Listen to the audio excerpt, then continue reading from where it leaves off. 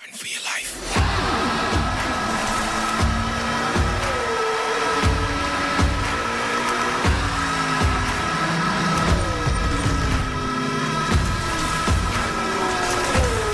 Run for your life.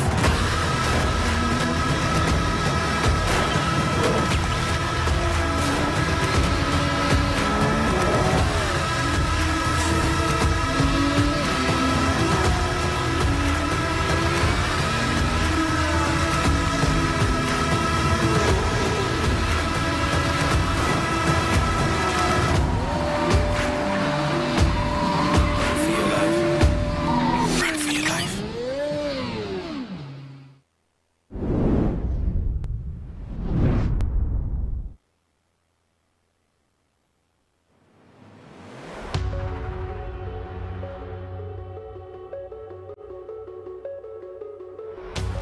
For centuries, people have posed the question, which country is the best? It's a question that the Olympics have tried to answer, the World Cups have tried to answer, and even in the world of motorsports, the Race of Champions has tried to crown a victor. For almost 10 years here on the iRacing service, the World Cup of iRacing challenged drivers across the globe to prove themselves as the best. Last year, the stakes were raised as the VCO Cup of Nations offered a £7,500 prize pool to determine its inaugural champion. The competition returns bigger than ever before, with 16 stacked teams and $25,000 on the line over 2 days of racing. Good morning, good afternoon, and good evening, wherever you are around the world. Welcome to the 2021 BenQ MOBIUZ Cup of Nations presented by VCO. Happy you can join us here on RaceBot TV, VCO, and Traction GG, where Paul Smith and John Runroe join myself, Arjuna Kankipati, as we get set for a thrilling weekend of action. And Paul, what fun it was last year when Team Germany came out on top. This time around, though, the competition is even stiffer. I think we've got some of the most talented drivers, not just on iRacing, but across of sim racing. This should be a treat for all those watching. Yeah, absolutely. This promises to be an absolutely tremendous competition. And, well, given how exciting last year was, I think this year is going to really step it up a level here. I can't wait for this. I'm so excited. Let's get going with it. And John, happy you can join us here on RaceBot TV. You're someone who's seen a lot of different things across the simulators. You've done some racing in the real world as well. We've got some really interesting track and car combos. But the most important thing when it comes to that is the fact that the teams, the drivers, they didn't find out what these combos were until 2 hours ago. Yeah, absolutely. First of all, thank you so much for having me, and I'm so excited by this format. I think it's going to be a great weekend's racing. But yeah, as you say, when it comes to sim racing, normally the one thing that differs it from real life is you can put in hundreds and hundreds of laps, learn every braking zone, every corner off by heart. But for these drivers, it's going to be so difficult because they've had such little time for preparation. It's really going to show us who can adapt the quickest. And that's what we see with the VCO Pro Sim Series over the month of November. Some great, incredible stuff over the 4 races that we had. Here's a look at the format. 2 days, 16 teams will be whittled down to 10 today. The group stages, 3 races leading into the playoffs, where we'll see the 6 teams left to battle it out to try and get their final 2 spots into the playoff competition. Semi-finals tomorrow, last chance qualifiers, finals, so many races on. And because there are so many races, Paul, these races, pretty short, pretty crazy. It's going to be hectic out there. Yeah, it's going to be thick and fast racing, and that's exactly how we want to see it here today. And the pressure is on these drivers. You know, everybody's going to be absolutely on the limit of adhesion and what is considered to be fair or nefarious out there on track. So definitely we're going to see some intense action. Well, let's also talk a little bit about the groups. We've got 4 groups of the 16 teams. So It's going to be mixed up, John, and we were talking about this yesterday. It's not just about fighting with the other cars on the track. You need to make sure that you're in the right position as compared to the other competitors in your group, because you will be scored points overall, but ultimately you're competing today in these first 3 races with the 3 other teams in your group. Yeah, it's a fascinating dynamic. I'm really interested to see if the teams and drivers actually react during the race to the teams around them. So, you know, whether the team that's directly in front of them is actually in their group, whether that makes a difference to the way they race them. But, I mean, this format is so unique. It's going to be a totally new thing for the drivers to have to try and pay attention to. And I'm sure some of them will just ignore that, go flat out for the victory, while some of the other teams will maybe be thinking more about what's going on around them and driving to that. It is going to be absolutely fascinating and pretty tricky, I think, for everyone to keep an eye on. But obviously, I'm sure you guys during the races will do your best to keep everyone in the loop. Oh, I just remember last year the live point situation, especially it went all the way down to the wire in that final for Team Germany to come out on top. While qualifying is underway, 6 minutes left on the clock, let's talk you through the groups. And Group A has your defending champions with the red line contingent competing for Germany. But Paul, I think Portugal's got a stacked lineup. Hungary, Czech Republic, also some very strong lineups. I don't think there's a clear favorite at this point in time. You know, usually at the Football World Cup you have one group which is known as the Group of Death. And my goodness, this is a stacked group right here that we have on screen. Germany, Portugal, I mean, they are the favourites, but you can never write out Hungary or Czech Republic here in this first group, Group A. It's going to be tough to really judge who will get through automatically here in this group, but I do have to say the favourites for me are the reigning champions, Germany.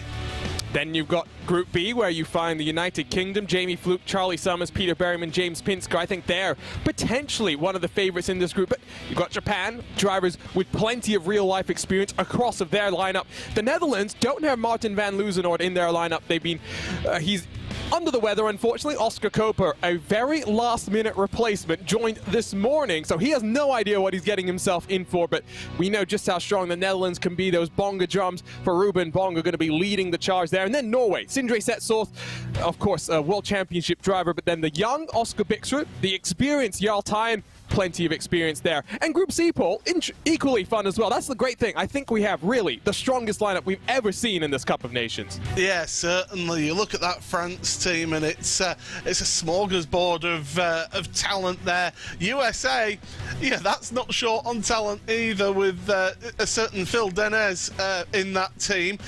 Poland, you can never write them off. They're always in there and will battle their way. They're a hard charging team and they're not afraid to make some moves. And then, of course, our friends from Australia with, hopefully today, I'm touching wood here, the luckiest person in sim racing, hopefully, in Bo Albert. He's got to have some luck go his way, and with a rallycross race on today's agenda, I have no doubt that that's where Bo Albert will be. Group D, the final of our 4 groups. You've got Italy with 3 World Championship drivers in 2022. That's going to be a quick lineup. Only Simona Maria Marcheno, not a World Championship driver there. Spain is Carlos Fenolosa, Pedro Sanchez Albert, Victor Prieto, Jose Soria. Russia, Alexei Nesov, Formula 4 driver in the real world. He's also got some GT experience under his belt. Plenty of other quick drivers there. Belgium, Kenny Roosen, Sasha Gola. We've seen them recently, just how quick they can be in some of the BMW virtual competition. 4 interesting groups, 4 stacked lineups. And John, I'm going to ask you just before we head to what would hopefully be a really strong starting grid here, because the times are coming in thick and fast.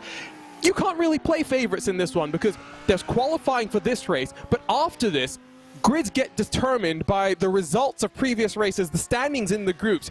You need to nail qualifying right now to make sure you're in a good position for the rest of this competition. This is such a crucial 5 minutes for these drivers, because not only is it just about nailing qualifying, you've also got the Hungaroring, which is a track notoriously difficult to make overtaking happen on. And all the drivers are going to be so closely matched and competitive. I think this qualifying session could end up having an impact come the final. It's that important, you know. These guys have really got to get their act together here, because I think we're going to see a frantic race, especially in the middle of the field, as drivers trying to work their way forward. So the further up you can get, the further away from potential carnage you might be, the better your chances are going to be. And you'll notice on the left-hand side of your screen, you can see what country each of the drivers are in by the flag on the tower itself, but also the background denotes which group they're in. So watch to see where relatively cars are placed against one another within their own groups. That is going to be the vital thing to keep track of. We'll give you live standings as they come, thanks to our team, Jerome Kaiser and Randy Cheneth, working behind the scenes on race control and all things Cup of Nations here. It's 2 minutes left in the qualifying session. Phil Denez now just over a tenth quicker than Valentin Mandinok. This is, Paul, the only team race we're going to have. 40 minutes with a mandatory driver change. Going to be an interesting dynamic. Yeah, that's you want to try and get the two drivers that match their style together. You won't be able to change any setup because it is a fixed setup, so you've really got to find two drivers that maybe work together well and really mix them up. You know, do you put your two fastest drivers in one car and then the other two who maybe aren't quite as quick in the other car, or do you mix the two fastest between the team to try and give you a big sort of overall average score? So it's an intriguing aspect, is this team race. And speaking of the team race, you've got teammates who are normally partners going up against each other on track. Altus Esports, of course, 3 drivers for 3 different nations here. Oscar Koper, by the way, who you pointed out, teammate of Kenneth Gulbranson, well, they're in opposite nations. And that's one of the other things that I love about this format, John, is the fact that you get drivers competing against each other when they're usually used to working with each other. But by the same token, drivers for the same nation, for example, USA, 4 drivers, 4 different teams, having to come together and figure out how each of them, where they're stronger, where they're weaker, and how they can maximize their performance over the course of this weekend. Yeah, it's a really interesting dynamic, as you say, and it's going to be, you know, a real test for these drivers to try and work with drivers they may not have worked with before. But then you think of other sports, you know, such as football, and you get a similar kind of thing. Everyone gets used to the players they play with at their club, but then when it comes to fighting for your country, you might be with people you know, it might be people you don't. And yeah, that dynamic is going to be interesting. I think the drivers are going to have to put their allegiances aside and focus on their own nation for this tournament. But, you know, at least, you know, drivers who are actually teammates in other series will maybe know how the other drivers race, how they defend, how they attack, so can maybe use that to their advantage. I mean, there is of course prize money up for grabs here as well, so the drivers will want to take this seriously and try and do the best job they can for their country. $25,000 on the line. The winning team will walk away with $10,000 to be split across of their 4 drivers. So not a bad payday for what is a very fun competition that proves always. Both last year when we had sim racers compete in the inaugural VCO Cup of Nations, but also earlier in 2021 when the pro drivers, real-world drivers, got their own taste of Cup of Nations competition. Qualifying comes to a close. We are ready to take a look at the starting grid for the first of what is going to be 4 races to kick off this weekend of World Cup action. What a day it will be, starting of course with this Audi R8 GT3 car at the Hungaroring. So let's dial up the starting grid and take you through the 32 cars that will run us through 40 minutes of action. USA and the UK on the front row. Phil Denez with a 142.698 puts the benchmark down, just over half a tenth behind the nicest man in all of sim racing, Jamie Fluke, with Valentin Mandinok and Peter Berryman on row 2. Great qualifying performance for the UK. Both of the Apex Racing drivers putting their car up in the field. So Tomuto, Alexei Nesov, 5th and 6th positions. Quarter of a second separating the top 3 rows, with Poland and Germany 7th and 8th, defending champions not having the best of qualifying to get their defense started. Spain and France edge of the top 10, with Maximilian Benecke, Mr. iRacing, back in 11th alongside Yuri Kastorp in the 2nd of the Netherlands car. Moreno Sarica and Przemysław Lemonek 13th and 14th positions. Jaden Laydick and Jarl Tyen 15th and 16th, with the young Dylan Burst, 14 years of age, alongside Dylan Becky Shrivens, row number 9. Victor Prato and Ruben Bonga on the edge of the top 20, with Kenneth Gulbranson, David Toth, Belgium and Czech Republic through the top 24, with Ross Banfield in the number 323 for the USA, back in 25th position. Alongside him, it will be Dmitry Kovanov for Russia. Belgium, Sasha Gorley and Martin Siratek alongside one another, with Hungary and Portugal through the top 30. Shinsuke Kuno and Simona Maria Marcheno, after being told off in qualifying for apparent brake dragging, he's got a lot of work to do from the tail end here. And Paul, this is a tight, twisty track. I am really not sure how things are going to go here on lap number 1. Well, I mean, you're going to see a lot of moves down into turn number 1 and then down into turn number 2 as well. Turn number 1 is the favourite place to make that move here today, because that is really the key overtaking opportunity. If you're a bit brave, you can maybe throw a move down the inside of turn 4, but you've got to have a lot of cooperation from the other drivers there. So it could be a bit of carnage on lap 1.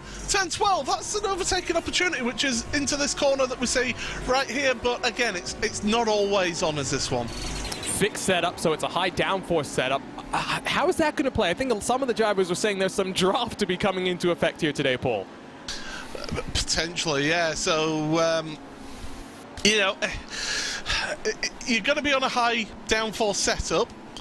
It's going to be tough. You're going to get that slipstream, that's for sure. But you don't really get the opportunities to use that slipstream around here.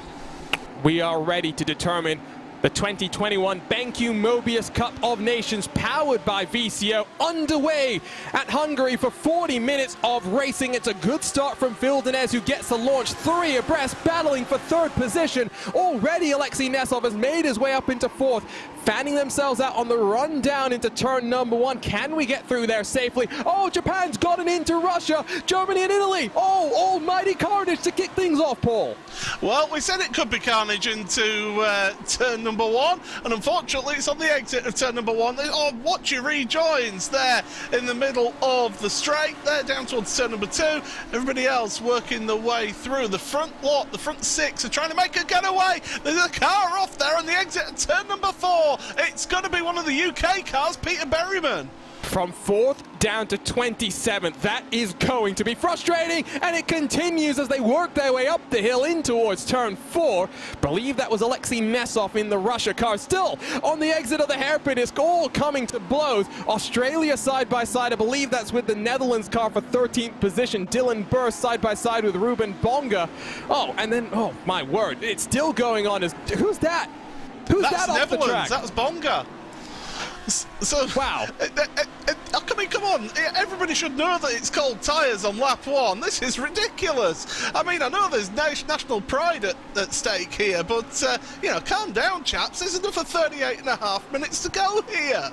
Pit stop window between 15 and 25 minutes as the second of the Norway cars. That's Kenneth Gulbrandsen side by side with Jaden Leidick in 13th and 14th position. Here comes the move from David Toth down the inside, gets one, tries to get a second, around she goes. Well, it continues. Oh, I don't even know how many cars we've had around here on lap 1.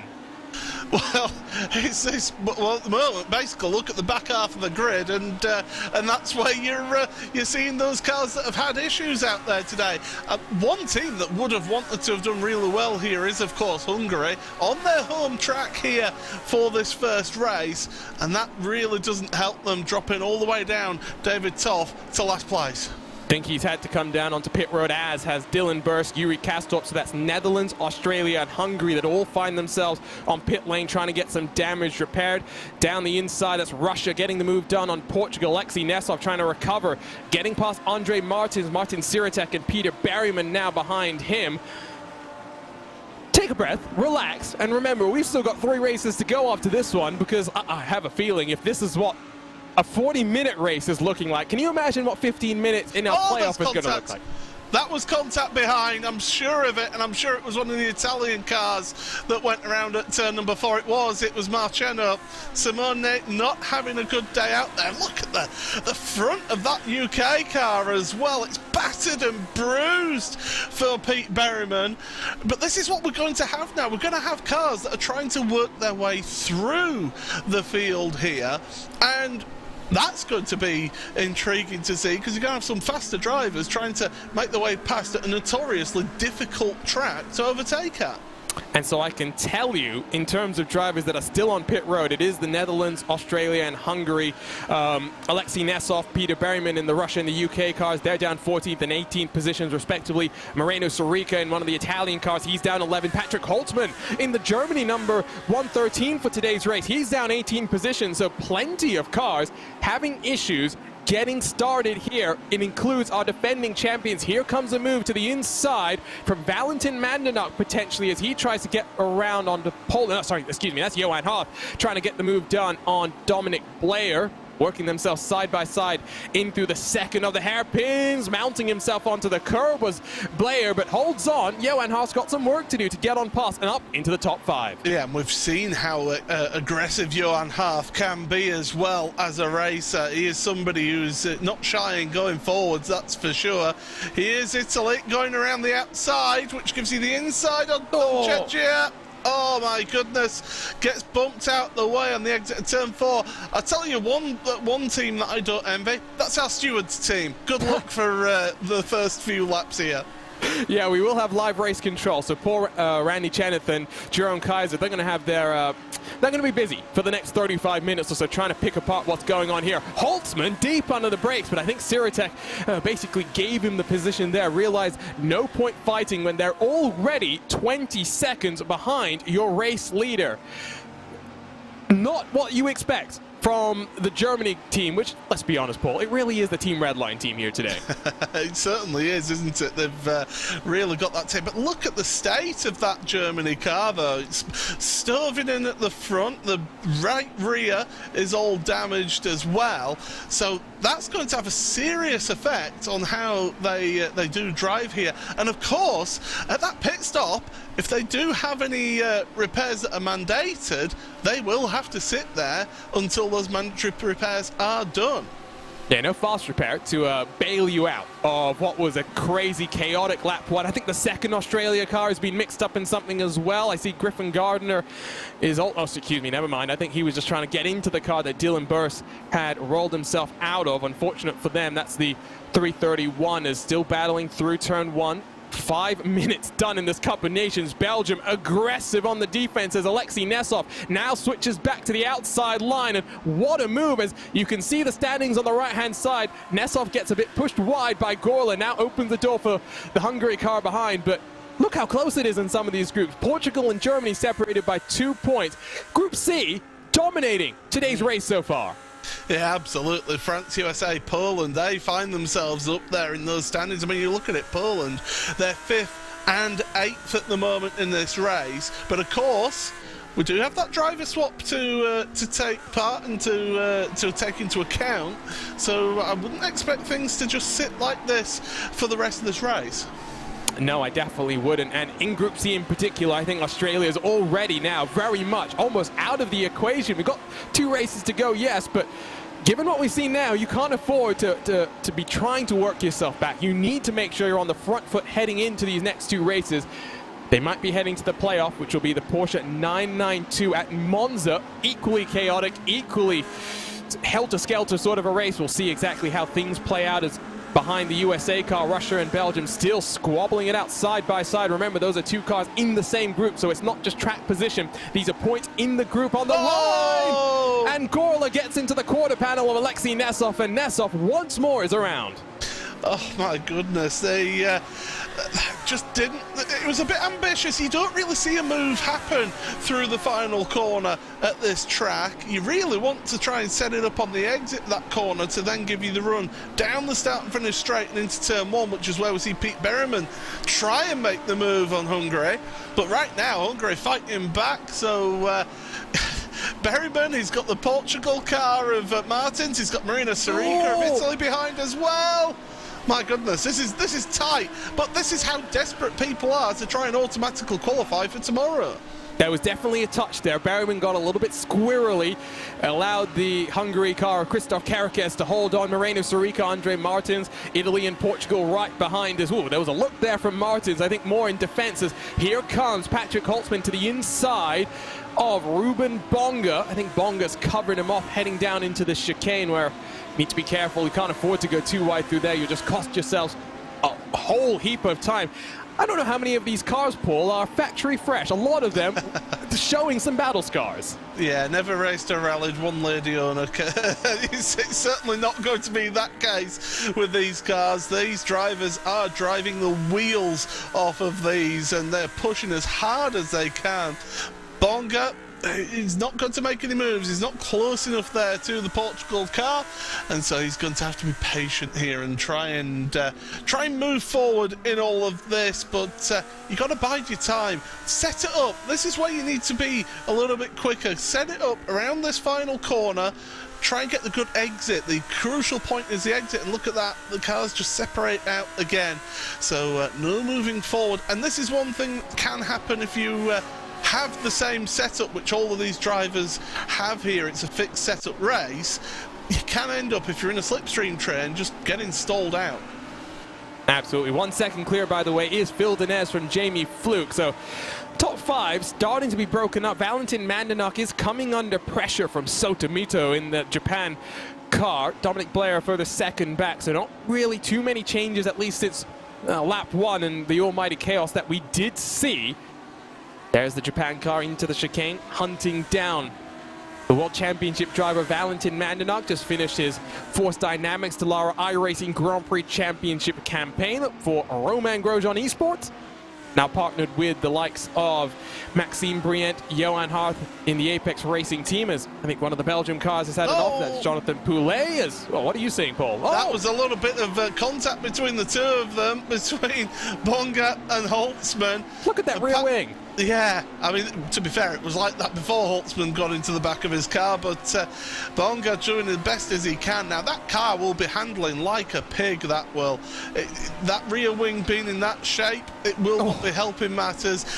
Liberal use of the track limits. I mean, I won't get on my soapbox here because we'll be here until about 10:30 tonight if I start talking about that. But yeah, Holtzman wants to get past, and he's just getting a little bit frustrated, I think. Yeah, no, and you can see now, looks to the inside. We've already seen some contact. Bonga shuts the door on Patrick Holtzman. Holds on for now, but sure, you can see just how loose that car is. Must be pretty light in the rear end, especially given that the front is pretty dinged in as well. Here comes Holtzman with the draft, the run down in towards turn number 1, laid on the brakes, and Patrick Holtzman promotes himself up into 22nd position. Bonga tries the over-under and gets it done. What a defensive move there.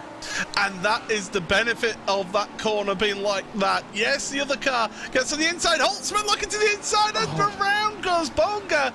Now, question is, was there contact, or is that due to the damage to the rear wing and he's just lost the rear end?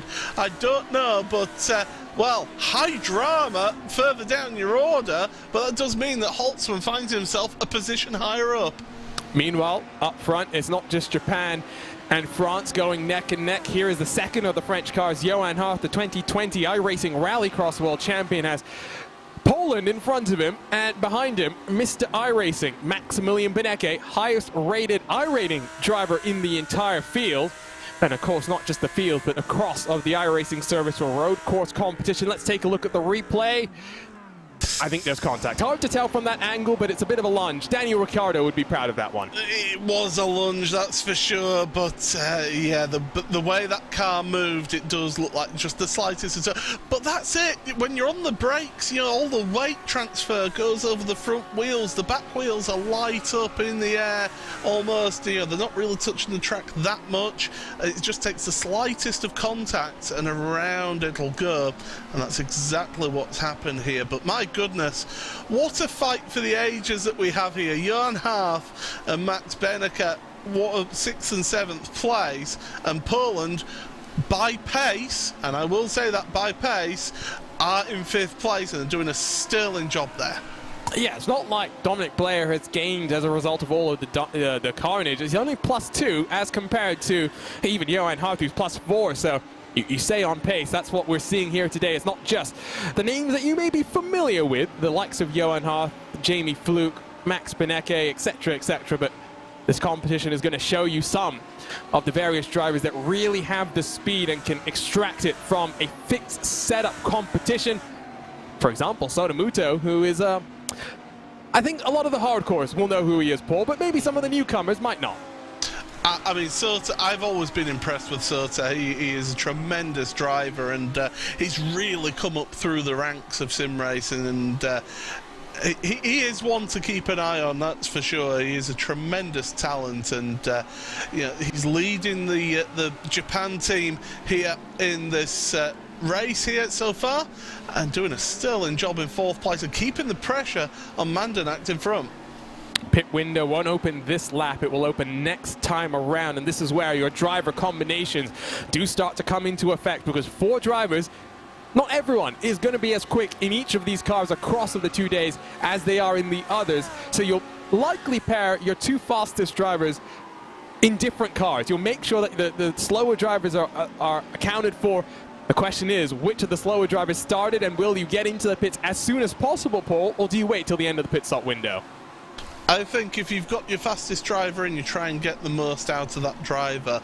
But you could counter that by saying, okay, let's have a look at the track. Let's see where everybody is. Everybody's bunched together. If you can get into the pits, early pit stop, get yourself some clean air. You can maybe jump 1 or 2 cars out there with that little bit of clean air and head down focus few laps there.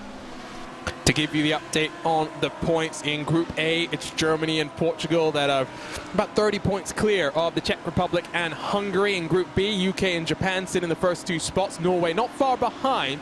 The Netherlands in a very difficult position, 18 points to their names as it runs. Group C, really close between France, USA, Poland, Australia, very much on the back foot, while in Group D, lowest scoring group potentially, Spain, Russia, Belgium and Italy.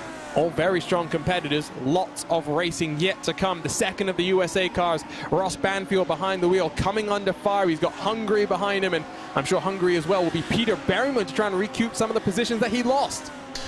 Yeah, he's trying to work his way through. If you do want somebody to do a bit of a hard charger run, then Peter Berryman is certainly one that you want behind the wheel. He is a hard charger. He knows how to make some overtakes, does Pete. And Johan Hart, France are onto pit road from the front of your field. Interesting early stop happening. USA and Great Britain, not Great Britain, United Kingdom. Let's include everyone. You're gonna get in trouble here, Paul. Yeah, Jamie will be shouting at me, I'm sure. Yeah, so pit road busy. Portugal, Norway, all onto the lane. Ross Banfield will be handing over to one of the other USA drivers. Oscar Bickström getting behind the Norway car. Diogo Pinto jumping behind the wheel, taking over from Dylan Shrivens. Quintin Violate, taking over from Johan Hart. We've seen just how quick the young Frenchman can be. Drives for Romain Grosjean Esports. He was always part of the junior team when there were multiple RHE cars entered, but sometimes he was as quick as the non-junior car. Sindre Setsol's behind the wheel of the second Norwegian car, so plenty of driver changes. Dallas Pataska taking over from Ross Banfield there. Rest of the cars still out there on track. Dinez now 1.3 seconds clear.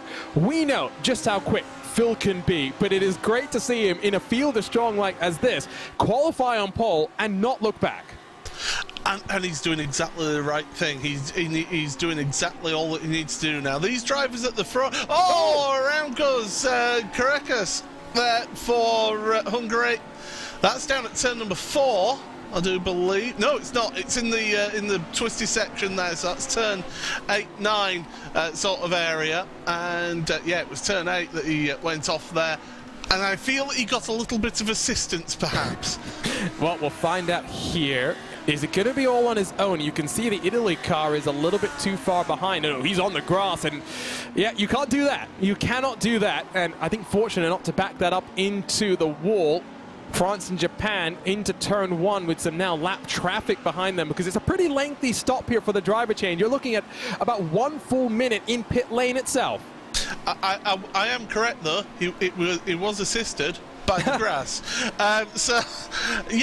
Well, we've seen Germany now. Max Benneker onto pit road. He's handing over to Alexander Tiber. Russia, the other Germany car as well, the other Russian car, and they've just had the spin, and Hungary are on pit road with their second car. Netherlands as well. So there's a number of cars making the pit stops. Those at the front, though, as I was going to say, they've got the clean air at the moment. They want to stop as late as possible for these guys up at the front. They're just playing that sensibly Whereas those that are in a pack, those that are in a group of cars that they feel they are quicker than, they're the ones who go pit early and try and get that clean air. And I forget to say, Peter Berryman, we should give him his props. Now an iRacing world champion, winning the Force Dynamics Dallara iRacing Grand Prix Championship, had a great fight with Martin van Lozenoord over the course of 10 races. It came down to the wire. Berryman now an iRacing world champion in a year that's been pretty good for the Apex Racing team. John Robertson competing for Subaru Motorsports USA, but is an Apex Racing team driver, winning your iRacing Rallycross World Championship presented by Yokohama Tire. Here's Andre Martins for Portugal, 12th position, but yet to come down onto pit road. Alexei Nesov right behind him.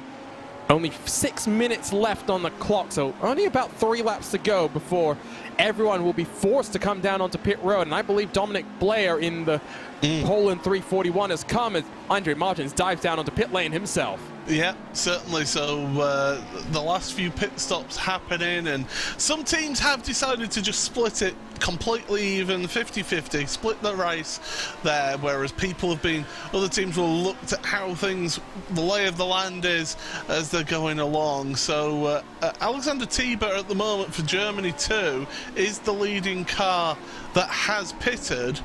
But you look right behind him there, under pressure. Quentin Violette doing a fantastic job for France, and he's keeping that pressure on all the way through this track. And Alexander Tieber, very, very experienced, is feeling the pressure, feels the need to break the drafts, go defensive to the inside. Car coming out of pit lane, that's Poland. Mateusz Luczak has taken over there, but the steam has been built up for Alexander Tieber, who almost gets bumped into by Violette. Oh, just about got on the anchors there at the very last moment. Yeah, it did well to actually avoid contact there as Tieber, well, he'll be focused in front. He's not looking behind him. He wants to get past that Poland car that's just fresh out of the pits. And, well, it's all about how efficiently you can do that driver change. And Poland do actually have the fastest pit stall stop time, as Jamie Fluke is now in, yeah. That's early. Of course, he has a very quick teammate to hand that car off to. It'll be Charlie Summers for Burst Esports taking over from him. See exactly how it cycles out. I think Spain is also down onto pit road. Both of the cars, Carlos Fenalosa and Victor Preto, will be jumping out in their machines. Jamie Fluke rolls himself into the stall. Phil Denez now has about 2 laps in which to make his one and only pit stop as in through the infield section. Believe that is Alessandro Bico, the Williams Esports driver, hunting down Oscar Bixrud, but coming under fire from Dallas Pataska behind. And then you got the man in the aviators, James Pinsker, behind. The 213 had some colorful liveries in the Force Dynamics Grand Prix Championship. Also had his aviators on for some of his racing. I know you like to wear the anti-glare glasses, Paul, but can you imagine sim racing with sunglasses? I mean, if it works for him, it works for him. I'm not going to judge. It's certainly, you will see quite a few people wear those anti-glare glasses like myself. And it just helps reduce eye strain, and you know, if you've not got the anti-glare glasses, but you're finding that you're just maybe straining your eyes a bit, put the aviators on, think that you're Joe Biden, and away you go. Surely they're worth a couple of tenses. Under fire is Poland. Alexander Tieber all over the rear end now as they climb up the hill in towards a very fast turn 4. Must be a pretty interesting corner in these GT3 cars to try and navigate your way around. Violette has a look to the inside, but just a little bit too far behind. 8 cars yet to come down onto pit lane. And surely it would be this time around for your race leader, Phil Denez. They're on pit road. In fact, the top 4 are on pit road right now. So the final pit stops are happening. Australia, well, there's one. Jaden Ladich is staying out on track. He feels confident that he's got one more lap. Well, it's partly that, but I recall seeing, because I've been spying on all of these teams and figuring out how confident they feel about each of these car combos. Bo Albert's going to be taking over from Jaden Ladich. He doesn't want to be driving this car. He's just waiting for the rallycross action. I think after the season that Bo Albert had in the iRacing IRX World Championship Series, I think that the Rallycross car would be the last car that he'd want to see, quite frankly. No, that's true. It's true. I mean, you were saying that for him, he had to get a bit more aggressive, and when he did get aggressive, he ended up taking out his teammate. So it didn't work out for him. Off of pit road, the 14-year-old Elvis Rankin has taken over from Phil Denez, 3 seconds clear of Maxime Brient. Where is the battle, though, for second and third? Because I think Charlie Summers is going to be quite close to Brient, and he is. Yeah. You look at the timing screen, you can see there's a 1/10.5, 2 tenths between Brient and Summers as we'll look at the battle further down. So there you go. There's the net second place battle, and Team France have actually jumped Team United Kingdom here. And now, I mean, Elvis Rankin can wave goodbye to the rest of the pack, because if these cars want to squabble, all it's going to do is let the 322 lead the way, clear the rest of the cars. It's now what? It's almost a 6-car train. You've got France, UK, Japan, Poland, Germany, and the second France car all within about 2 seconds of one another. Yeah, France are having a really strong outing here in this first race, and although Japan going defensive has actually broken up that battle for that queue of cars, and Japan, well, they're currently looking like that they're taking the caravan down to the seaside on a bank holiday Monday. That queue of traffic behind, there goes the move to the inside for Tiba, not quite happening, and right behind him, Violette is just waiting patiently for any opportunity. Hayata Asaka has taken over from Sotomuto. Quick in his own regard, he's 6,400 I rating, which is nothing to sneeze at, but Sotomuto really had the Audi dancing to his own tune as Bo Albert is in pit lane, is going to roll himself out of pit road. Further down the field, promotes the rest of these cars now up into 7th. Defensive from Asaga. Poland around the outside. Can he get it slowed down in time? Runs a little bit deep. I think Asaga has the inside. Alexander Thieber is saying, hello, which way do I go? He'll go the long way around on Poland. And of course, this is the closest track on iRacing, well, one of the closer tracks on iRacing for Poland to be considered as a home track. There's a few other tracks out there in Germany as well that will be relatively close to Poland as well. But dropping down to 5th place now, Japan getting that move done and staying ahead, and Tiba trying to make the moves, looking the long way around. He's got to be careful because there's that driver from France right behind him in Violette. Given, though, what we saw on the opening laps, I like the patience from Thieber. Asaga almost gets it switched around, coming through the chicane. Poland takes advantage. Violette wants part of the action as well. Thieber gets forced wide, almost too wide, too deep. Thieber will hold on, but Poland has stolen 4th spot away from Japan.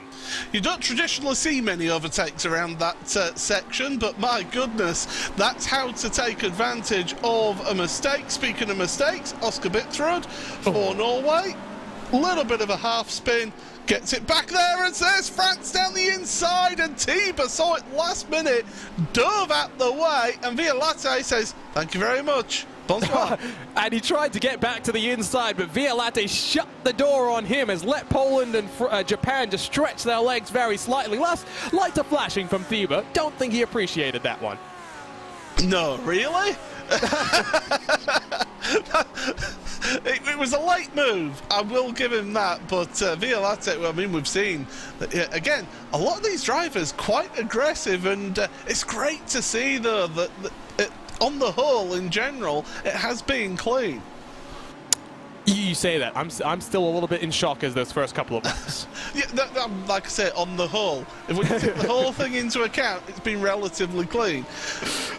But this is just so much fun, though. I love it when you put these cars on track. It's not just national pride on the line, but again, $25,000. That's a World Championship prize pool in a couple of our World Championships, and those get paid over months. This is paid over 1 weekend of action. Yes, it's shared across your lineup, but at the end of the day, who cares about that? It's all about just having some fun, not knowing what the combos are, having to adapt at the very last minute, a fixed setup competition, so many fun little things. By the way, Elvis Rankin He's picked off where Phil Denez left off. He's 3.3 seconds clear of Mr. LMP2, Maxime Briand. And Charlie Summers is just falling back a little bit, but he's into a bit of a holding pattern because he is just that bit clear of Poland. So third place for United Kingdom, but there you go, Elvis Rankin. I mean, if ever there was somebody who can really jump in and grab a car by the scruff of its neck, it's Elvis, that's for sure. He's young in age, but he's certainly got plenty of pace in that Audi. 81 race starts in the real world for Elvis Rankin. 51 wins. It's all right, I suppose. It's all right, and that's why the Apex Racing team wanted to pick him up. Oh, what's happening with Violante and the Saga? Those two have been battling. They've allowed Poland to pull away. Oh, they're getting aggressive, and here comes Tiba to the outside. That'll give him the inside for turn 3. And, well, Violate is getting his elbows out, that's for sure. Almost runs Thiba off the road once more. Lights flashing again. I mean, I think we know exactly how Alexander Thiba thinks about the racing in front of him right now. Violate has obviously been watching this year's Hungarian Grand Prix and seeing how Fernando Alonso did that tremendous blocking job to let his teammate be able to have the chance of winning. And right now, Violate, he is the second of the Team France cars. France looking very, very strong in this opening race and looking strong for the overall here. Yeah, I'm going to take a look at the points and try and give a bit of an update. France very much in control of their group, but Group C is the closest of them all. USA is up there as well, Poland in the mix. Group D is Spain and Russia in control, Japan and the UK looking good. Group A, we thought that was the group of death, very much the closest of them all for the defending champions Germany. If Patrick Holtzman hadn't had some pretty rough opening couple of laps, they would be in a bit stronger of a position given the pace that we've seen both from him and the rest of the cars. A couple of issues further down the field though. I see Netherlands has been bundled down, Belgium has been bundled off the road. Well, it's still going on. We've got 10 minutes left though in this opening race of the BenQ MOBIUZ Cup of Nations presented by VCO. Now there's the look for Violate. It gets you into the mind of the driver in front of you, and Osaga, around it goes, carrying too much speed into turn number 1. He got distracted by Violate just sticking the nose out and saying, hello, I'm here, and around he goes. That's just pressure. That is the mental pressure that someone like Violate can build up lap after lap with some of those aggressive looks. Just have to be careful. Divers coming at any point in time. Here's a look at the RaceBot TV replay, just a little bit too fast. The rear comes around, and it's a good job from Osaga to not rejoin unsafely. Connery Maddock, I think, would approve of that. He certainly would, that's for sure. But Violate showing his chops here and showing that he means business here today. Meanwhile, further back, well, we've still got this tremendous battle. Norway, Germany, Russia, Portugal, all in a line. Portugal just falling off of the back of that queue just a little bit. And, well, Oscar Bixrud ahead of Christopher Dan Beats with Dennis Grabowski right there with them as well. I mean, talk about young drivers. Oscar Bixrud, again, another very young driver, 14 years old, doing a tremendous job in a little bit of a battered Norway car. A little bit. I have a feeling if you look anywhere past 5th on back, there will be some sort of damage to these Audi R8s. It would be quite expensive repair bill if the mechanics had to take a look, but that's one of the nice things about the iRacing service and across of sim racing as well. The fact is that the racing's real, but at least the damage bill is not. Yeah, that's it. The beauty of sim racing is you finish a race, oh well, I'm done with that car, give me a new car please. And that is one of the benefits. Could you imagine if you had a simulator? Here we go, here's a $1 million idea for iRacing. Have it that you have to pay for all the damage in your cars. You'd see the drivers clean up their driving after that. Given some of the things that we've seen, I would not be surprised if we don't see that, to be honest. But it certainly makes people think twice about sticking the nose into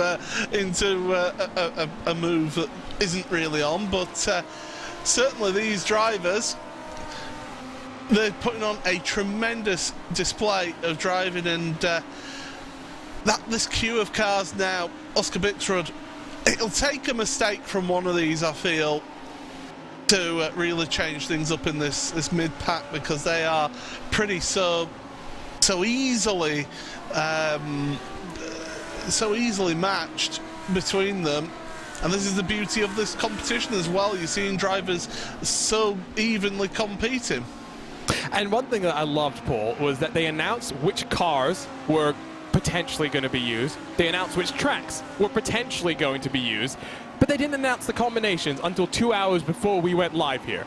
Now, a lot of these teams tried to speculate and try and come up with the combinations that were going to be used. I don't think many people thought the Audi R8 would be running at Hungary. Yeah, you'd be thinking like a Spa, wouldn't you, or somewhere like that that we normally see. But, you know, this car is at home here around this track. We see plenty of GT racing happen at the Hungary Ring. And so the Audi R8, it's not out of place, but this car suits certain people's driving styles. It's quite a loose car in general, as there's Australia in 11th place with Bo Albert battling away with Jose Soria, trying to get into or keep that 11th place for Australia, and Soria thinking, I want that 11th. I've seen Soria in a bunch of open wheel competition as of late, but great to see him on a GT car now as well. Up the hill in towards turn 4 they'll work. A little bit of a kink on entry before the left-hand sweeper. Soria taking advantage of some track limits that maybe the FIA wouldn't approve of, but with 5 minutes left to go, the gap between Rankin and Briant has come down. It's now under 2 seconds, so Briant has turned the wick up. Rankin coming under pressure as Albert clambers over the anti-cut curb. Soria can't take advantage. Albert's not looking too comfortable with that GT3 car. I can understand why they left Jaden Leidig in that car until the very end of the pit window. Track limits that the FIA would be questioning. Never mind the FIA. Paul Smith questions that track limit abuse right there.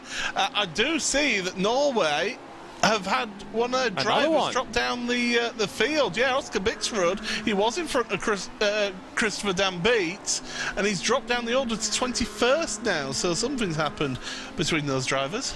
Norway in 21st and 25th, not the way that they wanted to kick off this Cup of Nations. It's coming into, deja vu. Yeah. And that's a crunch.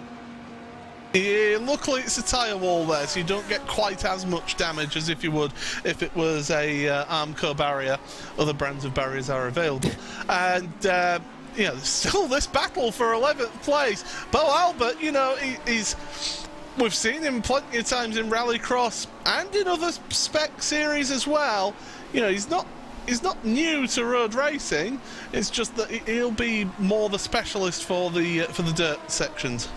Oh no, I mean, he's a world championship competitor back when we had the endurance series as well, so very much knows what he went across of different things and knows how to drive and how to wheel a car. Really, that car just doesn't look settled in his hands, at least for now. They are about 5 seconds adrift from Pedro Santos Albert in the other Spain car, which is on the edge of the top 10. They are being reeled in as well by the Czech Republic and Lucas Podesta, who is closing in very slightly every single lap. 3 minutes to go. Gap is still coming down. Maxime Briant is really going full send now. I just feel that Elvis Rankin, with that gap that they had to start with, has really... He only has to drive within himself to a degree, and you know, doesn't have to worry about pushing too hard. Briant will be doing everything he can to catch up. But the thing is, as the great Murray Walker used to say, catching is one thing, passing is quite another. And especially around this track, it is incredibly difficult. 2.5 minutes remaining to 2 laps remaining in this race. Has split up as well. We saw train from second, all the way down to about 7th or 8th positions. Really has broken up. Alexander Thieber still close to Quintin Violate. Diogo Pinto is closing. So it will be red line versus red line, Germany versus Portugal if Pinto can close up. That is group positions as well. Remember, left-hand side of the screen, you'll see the groups as the background for the different countries here today. Points are awarded based on overall position. but you're really fighting with the cars in your groups. Group C currently has 4 cars in the top 5, so it's going to be close there. 5 cars in the top 10 as things stand. It's just such an interesting format that makes you think about the racing and the way that you view your competition pool very differently to anything else you'll do here on the iRacing service. Yeah, it's almost like a multi-class race, isn't it? Even though they're all driving the same car. Yes, you're in a battle and you want to be in that position to be as high up as possible, but at the end of the day, as long as you're outscoring your competitors in your group, then that is all that matters. But you want to score as many points as possible, get a good footing here, which is what these teams at the front are doing right now. They're getting a good baseline of points so that then for the next 2 races and next 2 events that we do before the automatic qualification for tomorrow is over, these drivers will have given their team the best opportunity possible. And it's those teams that are further down, and I'm looking at Australia, who are one of those teams who are not doing too well here in this race. They're on the back foot. They need a brilliant 2 races coming up. Well, it is the final lap of race 1 in the group stages. 3 races in this group stage. We start with the Audi R8 LMS at the Hungaroring. Elvis Rankin is now 1.4 clear of Maxime Brient. The Brioche well and truly flying. Charlie Summers about 4 seconds back from second. Still has Poland, France, Germany, Portugal for company. Wait and see if there's going to be any late race drama. Given what we saw at the start, wouldn't be totally unexpected, but time has expired. It is the final lap of this 40-minute dash. Charlie Summers has got a queue of cars behind him as well. He's got Poland, France, Germany and Portugal all together with him. Alessandro Bica, I think, has just had a little bit of an issue out there, and he's dropped down to 20th place for Italy. And in fact, here's what that issue was. Tried to make the move around the outside, a little bit of side-to-side contact, paint swap, cars trying to get out the way of him. And well, that Italy car drops down. From 14th to 20th position for Alessandro Bico. But out front, it was Phil Denez that put in the qualifying lap and dominated the first stint of this race. Elvis Rankin took over and never looked back. The USA will win the first race of the BenQ MOBIUZ Cup of Nations presented by VCO. Maxime Brient for France in second. Charlie Summers will bring up the podium positions with a train of cars behind him. What a way to start this weekend of action. Well, that was an exciting race, wasn't it? 40 minutes of action non-stop, and as we were saying, this is the only time that every single driver from each nation will be competing in the races all together. So now it's all about team management, how you separate them all out and how you work your team for the other 2 group races. So yeah, I really enjoyed that race and some tremendous action. Okay, lap 1 was a bit lap 1 and 2 was a bit sort of hit and miss, but we'll ignore that because we saw some tremendous driving out there. I think more hitting than missing, Paul. Okay, yeah, you're possibly right there, actually. Well, our one and only team race of this weekend is now in the books as we wait for all the cars to come across the line to present you with our race results. Still waiting for 2 stragglers to cross and take the checkered flag. But what a way. Group C looking very, very interesting. And remember as well, the only race in this group stage, at least the first couple of races where qualifying is on the cards, race 2 is set by the results from this race and the group orders in each of the groups. Here's a look at the results. 23 laps of action, 40 minutes of racing. Elvis Rankin and Maxime Brient, 1.3 seconds separates them, with UK and Poland and France through to the top 5. Alexander Thieber in 6th for Germany, the defending champions. Diogo Pinto for Portugal chasing his red line counterpart.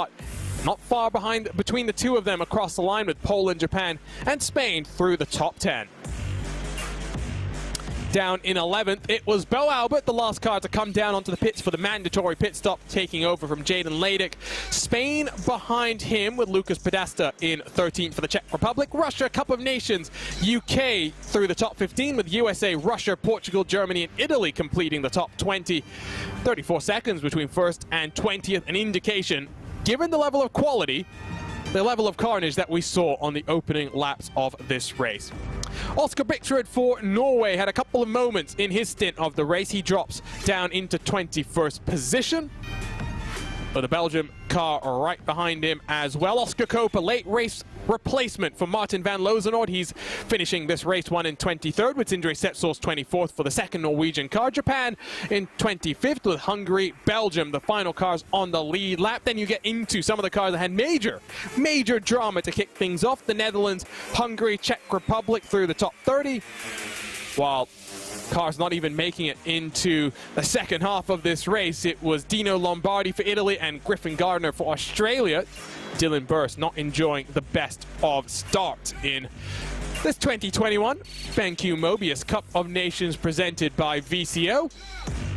And John, you were watching on for all of that. Just give us your thoughts, especially on that start. A little bit more crazy than I think some of us were thinking. Well, I think the start itself kind of set me up for what I thought was going to be a really, really intense race with lots of contact. And the intensity kept on going, but the contact kind of calmed down a bit. It's a little bit like I said at the start. You know, I thought this track was going to basically encourage the drivers in the midfield to try and make their way forward as quickly as possible. And I think that's what we saw in the first few laps. So there was a lot of frenetic action going on. But as you say, once things calmed down, what a race. Absolutely brilliant. Who would have said that Hungaroring would have produced such amazing side-by-side action, and it delivered. We'll get you points out of race one as soon as they are finalized by race control. Randy Cheneth and Jerome Kaiser. Paul, race two. Let's not talk too much about what happened last year when we took the Indy car to Indianapolis in a race that was more stop than start. This time around, though, it's the Indy Pro 2000s at Indy. So it's basically going to be pedal to the metal, foot to the floor, hitting the rev limiter, but cautions are not enabled. You need to make sure you stay out of trouble, especially when you're three wide, basically, for what is going to be, what, a 10-minute sprint? Yeah, it's going to be crazy. I think I aged about 4 years last year in that one Indy race. It was quite something. But yeah, this race coming up. I mean, the Indy Pro 2000. It's a fun car to drive. I really enjoy driving this car, but it can bite. You know, so you've got to be careful with it, especially around the ovals. And I mean, Indy, I mean, you mentioned it right there. It's going to be flat out all the way from the green flag. So these drivers are certainly going to have their hands full out there, that's for sure.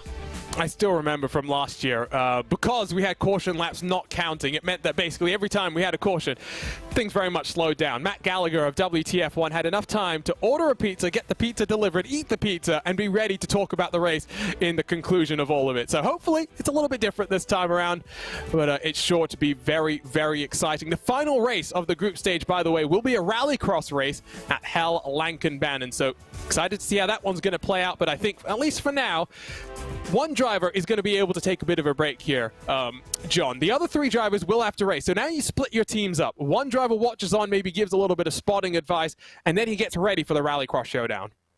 Yeah, it's a really interesting dynamic because they're obviously, you know, do they put their time into helping their teammates in the current race, or do they put more time into preparing for the one after?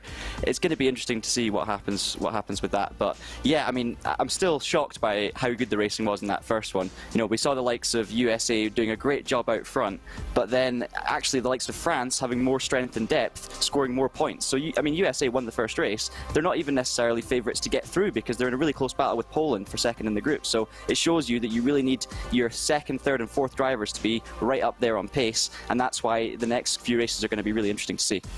USA and Poland preliminarily separated by 2 points. We do have interviews, which is a bit of a nice surprise, to be honest. I wasn't expecting the winners to jump into our broadcast booth here, but we are joined by Phil Denez and Elvis Ranking. Phil, talk to us about the qualifying and then that first stint of the race. It was all going on behind you, but you didn't look in your rearview mirror. You controlled the first 20 minutes of this race.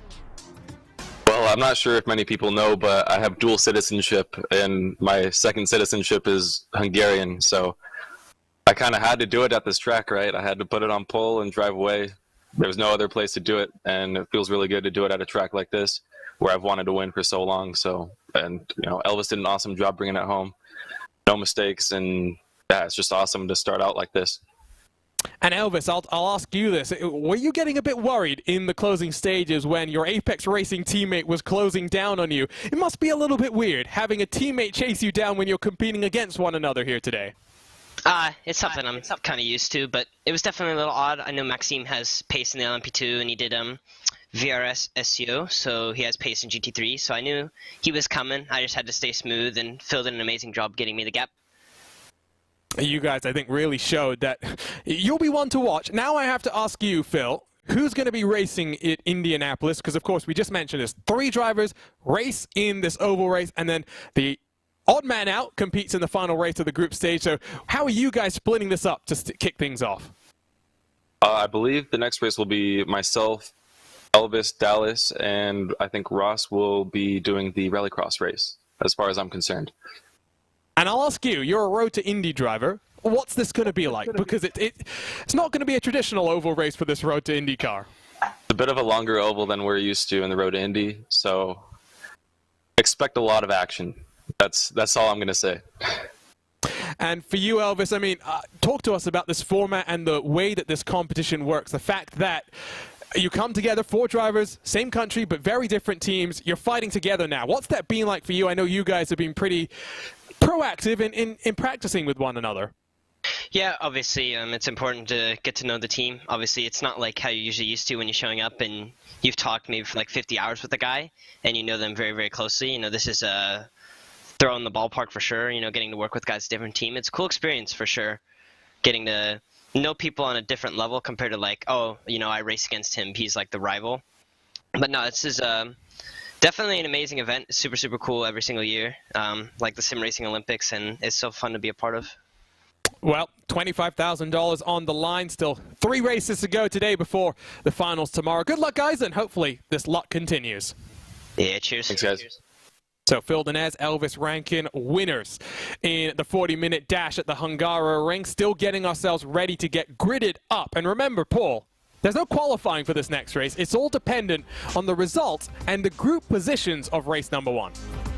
Yeah, this is where you have to have a complex trigonometry and mathematics degree of being able to work out what the grid will be. Yeah, absolutely. I don't envy the race control, that's for sure.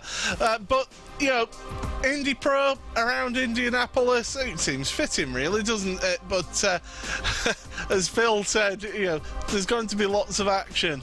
My goodness, are we going to see a lot of action?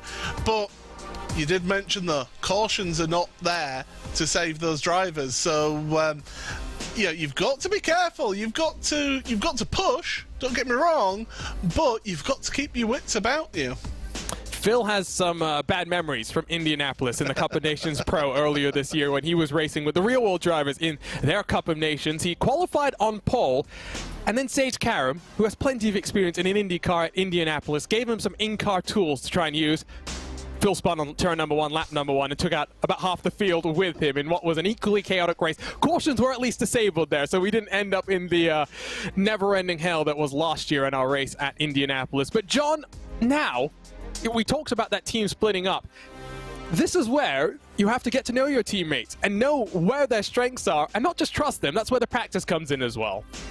Yeah, absolutely. You know, the more you know, the better. And I think this race is going to be a real telltale sign to see if teams are able to work together to try and move their way forward. Obviously, it's a totally different discipline, completely different style of racing, and it's not going to be as easy for a driver to just use outright pace to get away at the front. It's going to be a lot more tactical, and I think we're going to really see the best out of the teams, the ones who work well together and the ones who struggle to do so. So I'm going to ask you both for predictions. We're going to have, what, it's 48 cars. How many are going to get mixed up in incidents here? I'll start with you, John. 10 minutes, remember. So give or take, I think, about 12 laps of action. I'm going to say I'm hoping to see the finish with 30 cars or more. But, okay. I mean, am I fully confident about that? Maybe not. Let's wait and see.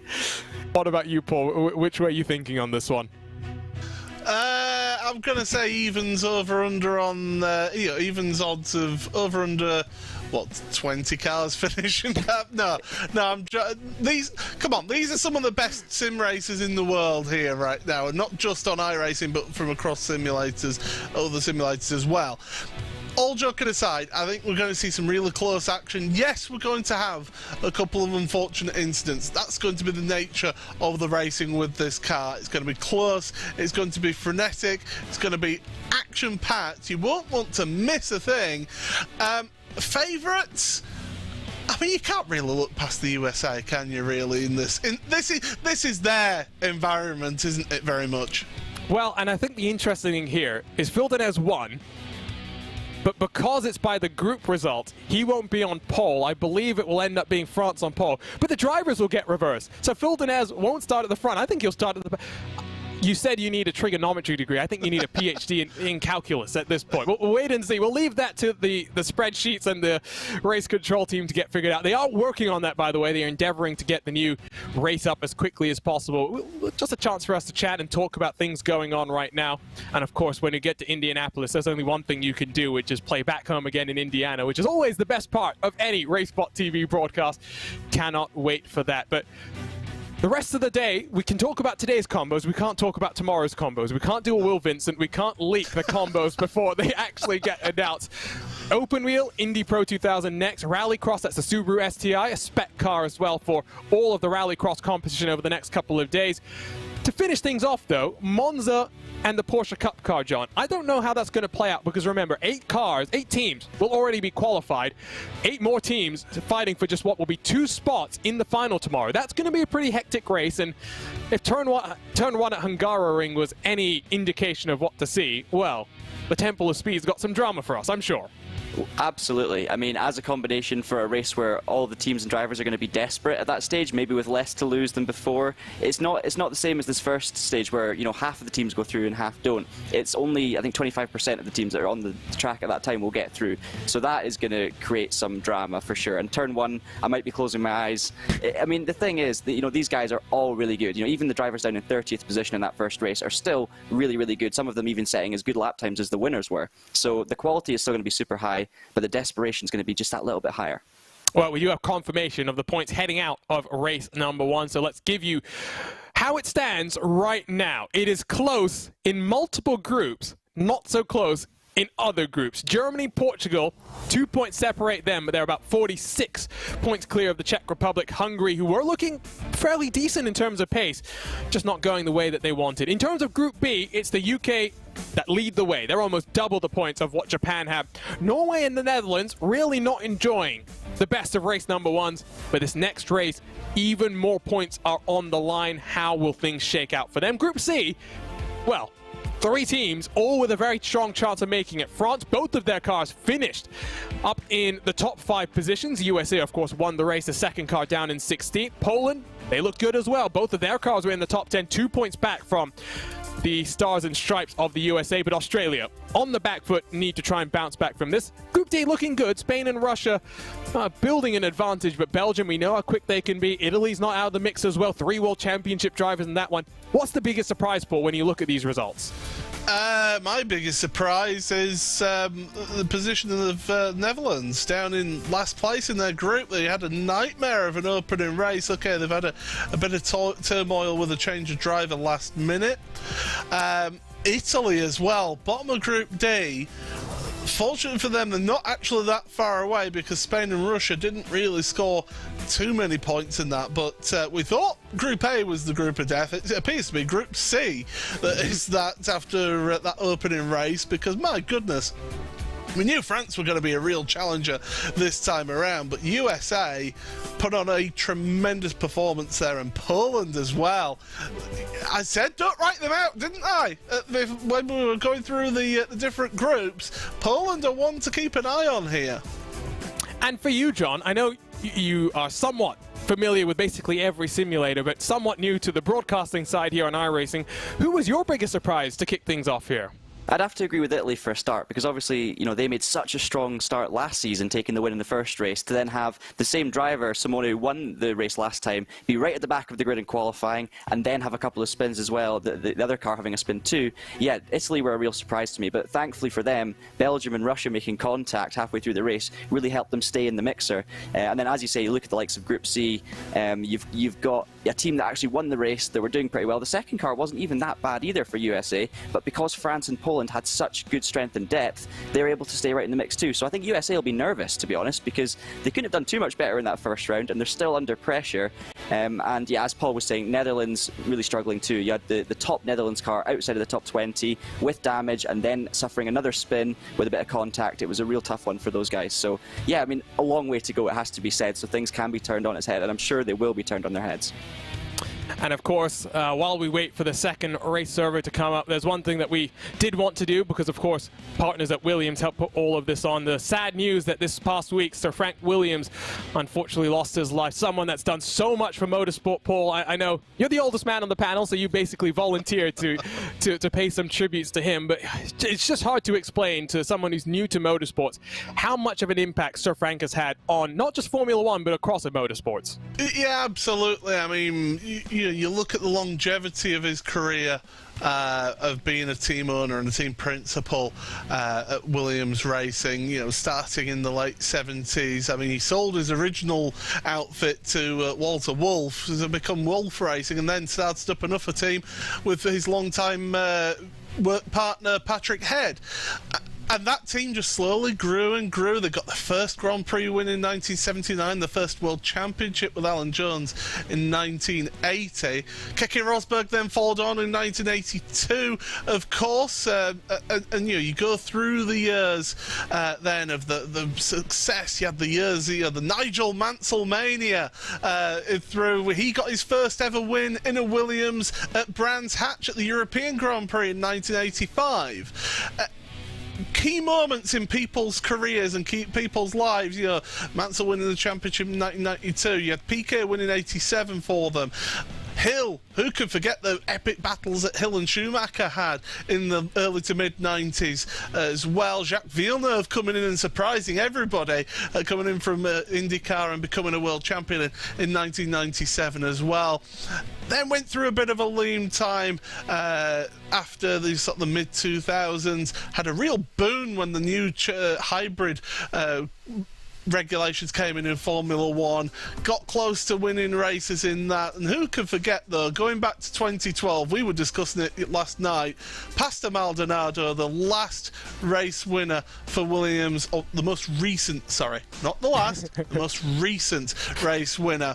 I'm a Williams fan. I'm sorry, I'm still passionate about the team, and you know, they've got a new footing, they've got a new way forward, but it's been really key to see that this new ownership has been keen to actually keep and remember the history of the team as well. And I mean, Frank built that to such a degree, to be such a successful championship, and he had his fingerprints in motorsport elsewhere. The Metro 6R4, the engine for that was developed by Williams. You had the Williams Renault British Touring car from 1995. They started producing their cars as well for them. They've been involved in all sorts of motorsport of Williams, so they leave an indelible mark on the sport, and Frank will be sorely missed by everyone in motorsport, that is for sure.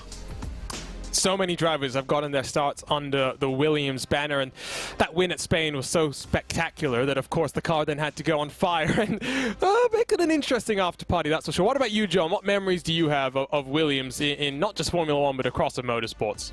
So, I mean, when I was born, I think the first race after Jerez 97 when Villeneuve and Schumacher had their incident. So, right when I was born, Williams were just finishing winning their last Drivers' Championship. But even throughout my childhood, they were always right at the top with Montoya and Schumacher in Formula One. And, you know, as someone who obviously grew up after Frank Williams had most of his success, I was still able to feel the amount of the impact that those guys had, especially him and Patrick Head, on the sport. You could just, everyone that talked about Frank would speak about him in a special way, and you could just sense the magic behind it and everything he's done for the sport. And it was obviously great to see Claire Williams jump into a very top role at Williams as well and keep it in the family. So yeah, I mean, even as someone, as I say, from more recent generation, I know the impact Frank Williams has had on the sport, and it is absolutely massive. There's nothing that hasn't been said about him already, just in terms of how amazing it was. And one of my favorite videos of Sir Frank was the moment a couple of years ago when Lewis Hamilton got to take him around Silverstone in a road car, and it just popped up on my YouTube timeline a couple of days ago, and just to see the smile on his face to experience that again. And then Lewis took him for an extra lap, given that the staff didn't want him to do that. They were trying to wave him down, but Lewis said, no, we're going to go for one more lap, and the smile on his face to experience all of that. Reminder, we are getting set for our second race. The gridding is being dialed in right now by the race control team. That will be 10 minutes, a sprint at the Indianapolis Motor Speedway in the Indy Pro 2000 car. And, well, It's week 12, Paul. What does that mean? It's new iRacing build week coming up next week. So many exciting things, some rumored, some announced. Most recently, yesterday, I know you're a fan of this, some TCR action. We've got 2 new cars joining the Audi RS3 LMS, the Hyundai Veloster N and the Honda Civic. Gonna be fun. Although there is a bit of a US bias now when it comes to these TCR cars.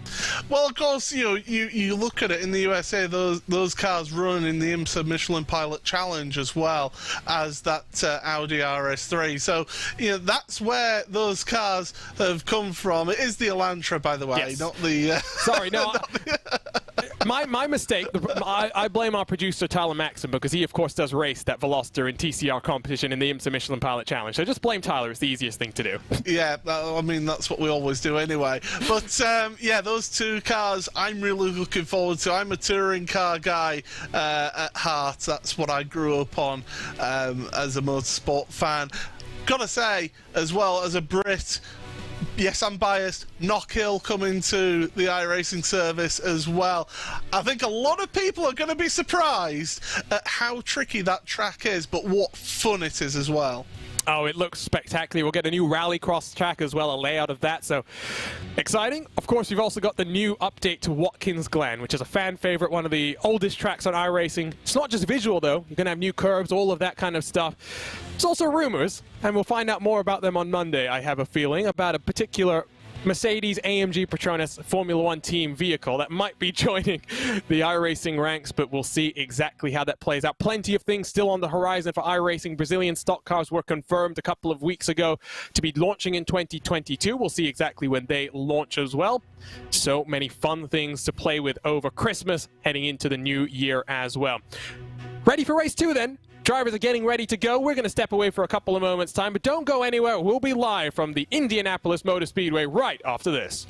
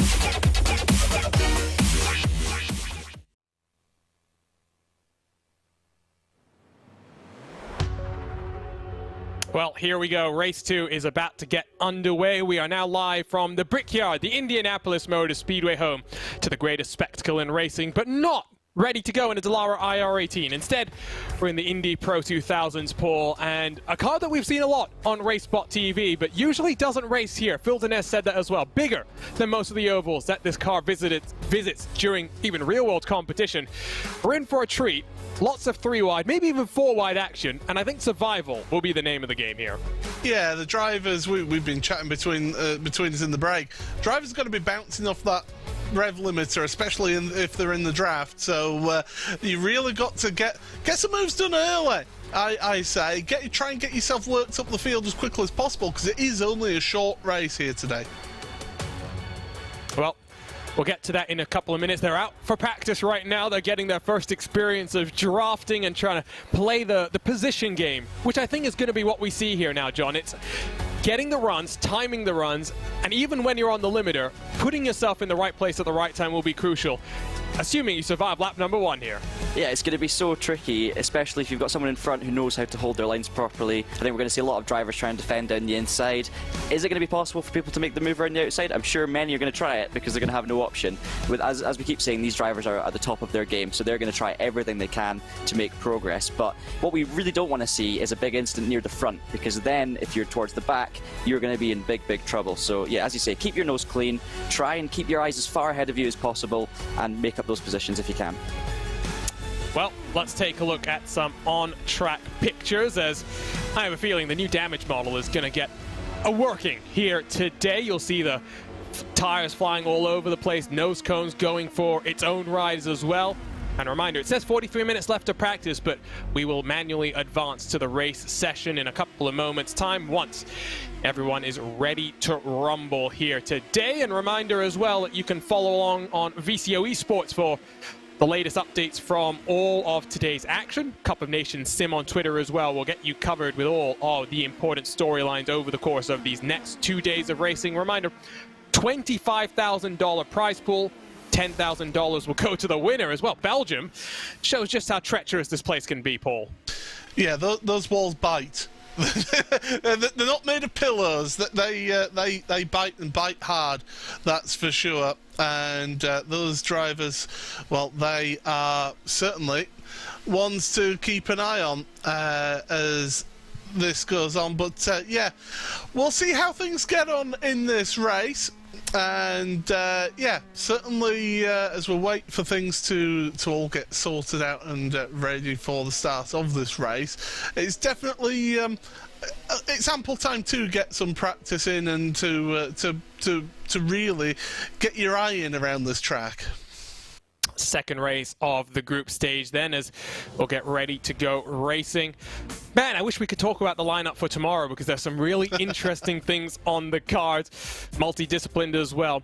But John, I think that's what's great about this, right? We do have a field which is predominantly road races. Other than Jarl Tien, most of these drivers are road specialists, but we've got rallycross coming up, we've got these road races across different types of cars, oval racing as well. It's one way you do have to be quite well-rounded as a driver. That's something we don't see in real-world motorsports as much anymore. You think back to a couple of decades ago when drivers would do it all. Now, that's not really as common. You very much stick to one discipline of racing, and even within road racing, for example, you might be an open wheel specialist, you might be a GT specialist, but it's not too common to see someone do both in a calendar year. No, definitely not, and that's why we all love this competition. You know, we all love growing up and living through Race of Champions in real life, because we get to see drivers from different disciplines competing against each other on equal footing. And of course, it'll all come down to experience levels, but you know, these guys all know what they're doing. They've been doing iRacing for a long time. They will have tried multiple disciplines, but I'm sure they will have their specialties where they really, you know, make progress in their iRacing and are able to get the good results in the top series. So of course it's going to be a test of diversity, but at this kind of level, you know, there will be a lot of talent across the board in different disciplines. I think it'd be interesting as well to see how they pick their drivers for different runs, because you know, do they want their best all-rounders in for all of the races? Do they try and pick their drivers who are more focused on a certain discipline? Yeah, it's a tricky one, but I tell you what, as a driver, it is so enjoyable when you know that you're going to be trying different disciplines against different drivers, and everyone has the equal amount of practice, because honestly it is a really fun thing to come into a competition like this. I'm sure the drivers will love the format. Well, I think we're going to take a look at the points again, just to give you the update on how things are looking. Germany, again, 2 points clear of Portugal. About 46 points clear is Portugal from the Czech Republic. The top 2 teams will not have to go through the scramble that is our playoff race, the Porsche 911 Cup car at Monza. That's a 15-minute showdown. So for the UK, it's sitting pretty, Paul. For USA, after winning race number 1, not looking as comfortable. Yeah, it's interesting how it all pans out, how it all works here.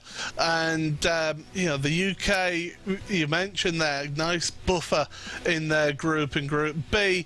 Germany, not really any buffer there, just 2 points between them and Portugal. Spain aren't really comfortable ahead of Russia either, but to be honest, it all just matters about where you do end up in the group. And as long as you end up in the top 2, you're through to finals day, guaranteed. That is what you're concentrating on, really, out there if you're a team. You want to get that automatic qualification, because there's nothing worse, and we saw it last year, nothing worse than going through the last chance qualifier. And last year that was in the IndyCar Indianapolis, well, if I'm remembering correctly, right, Paul? I believe so. It's been a long time. Let's just say. Yeah, no, it does feel like almost a couple of years ago, but it was June of last year that we did that inaugural Cup of Nations. That was also, by the way, in aid of UNICEF and the COVID-19 fund that they put on. We raised almost £4,000 to be donated to that cause. What an event it was, the inaugural Cup of Nations. Glad you can join us here across of VCO Esports, Traction GG, on iRacing social media, as well here on RaceBot TV for all the action today.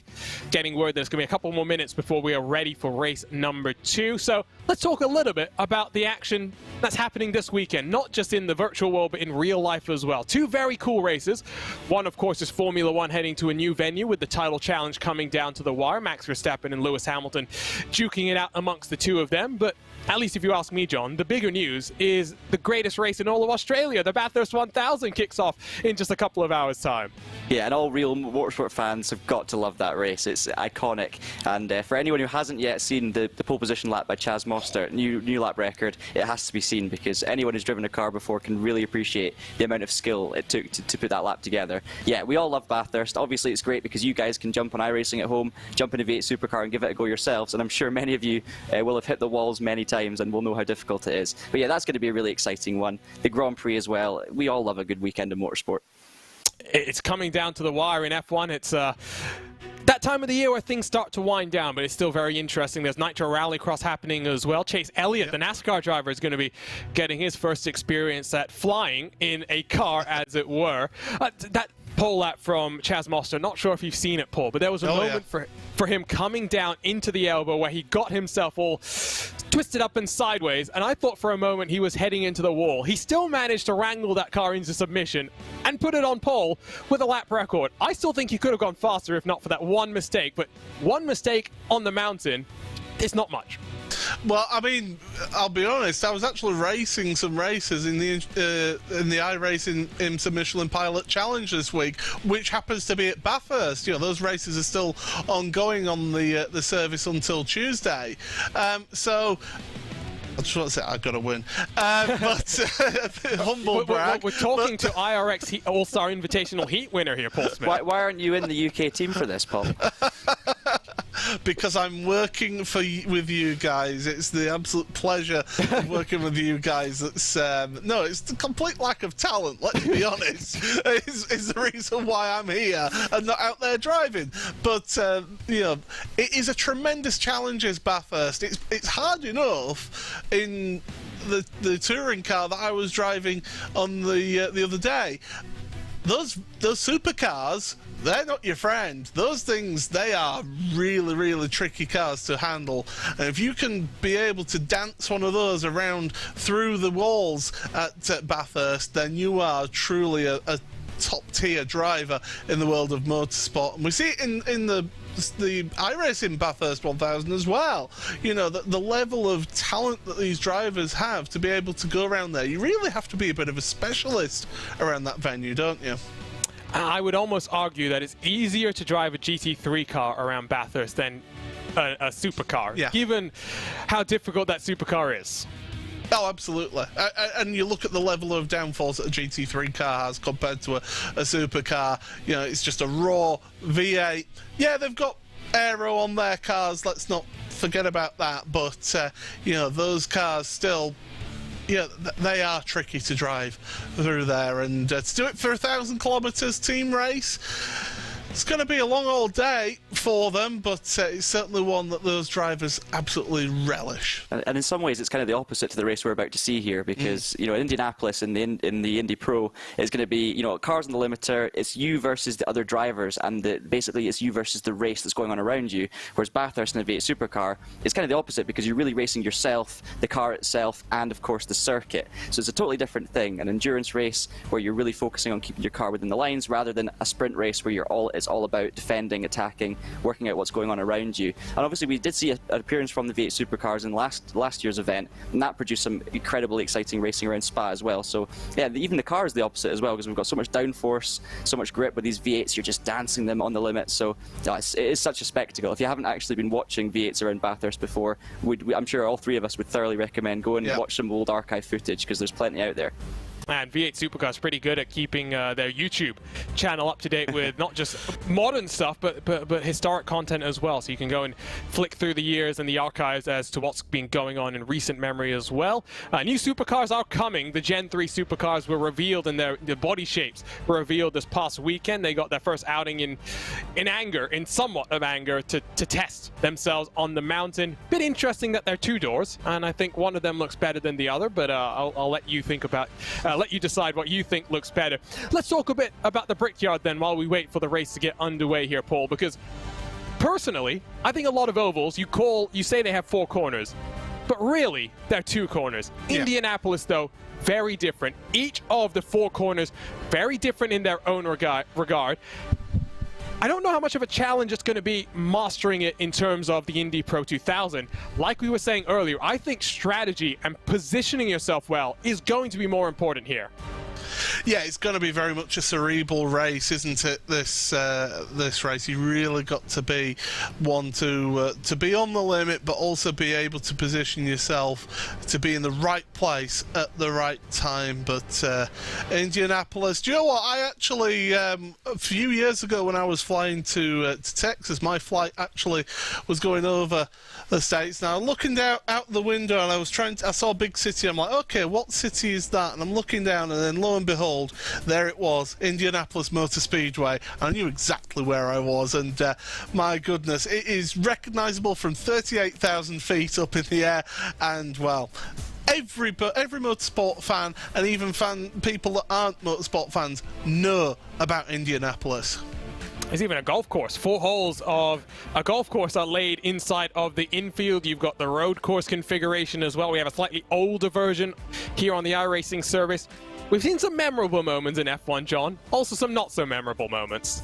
Well, I think memorable for the wrong reasons is maybe the way to put it. The races at Indianapolis, you know, there's been a mixed bag in terms of Formula 1. Some have been more exciting than others. Obviously, we had the hugely controversial race in 2005 where only 6 cars took to the start, which was, you know, the less said about that, the better. But, I mean, the oval itself is just so historic. You know, the atmosphere at these Indy 500 events are incredible. And as someone, obviously, from outside of the US, when you actually sit down and watch these broadcasts, you can just feel the atmosphere from even through the TV screen. It's phenomenal. So much history and so many amazing memories have been made here. I think the last race I did in iRacing was actually the Indy 500, and I managed to win it, but I think it was split 136,342 or something like that. But I mean, it's the thing I love about racing at Indy is the tactical element to it.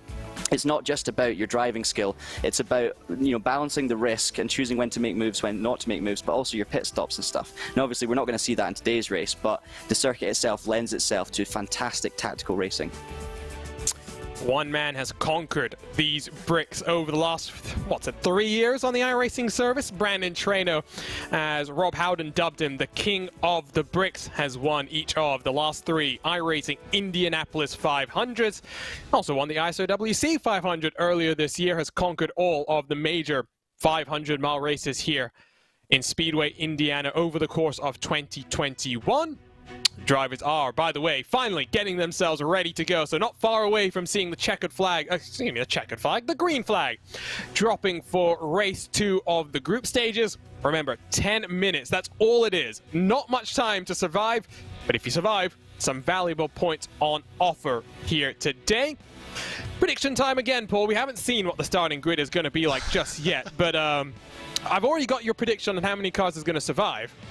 Who do you think is going to come out on top here? Well, I mean, I did say that that the USA were going to be a good shout for it. They really do have.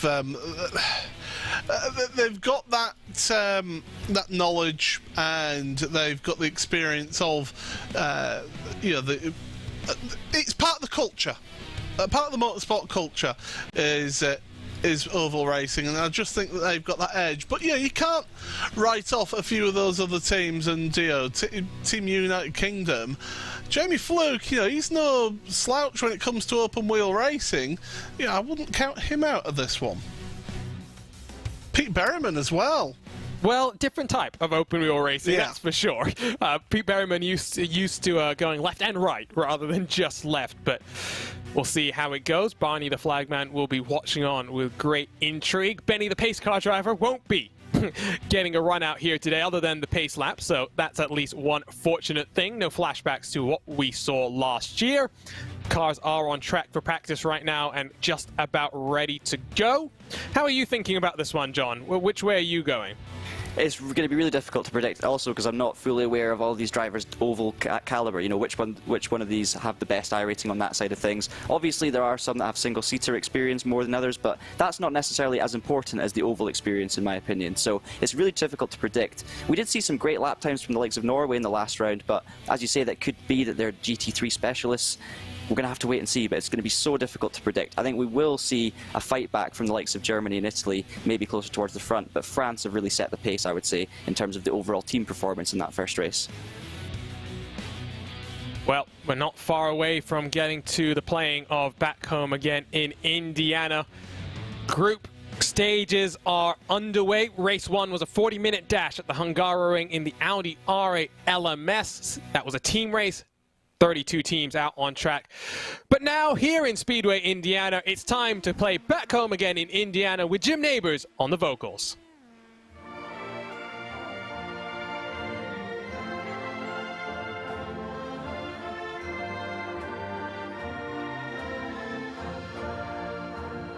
Back home again in Indiana, and it seems that I can see the gleaming candlelight still burning bright through the sycamores for me. The new moon hay sends all its fragrance through the fields I used to roam. When I dream about the moonlight on the Wabash, how I long for my Indiana home.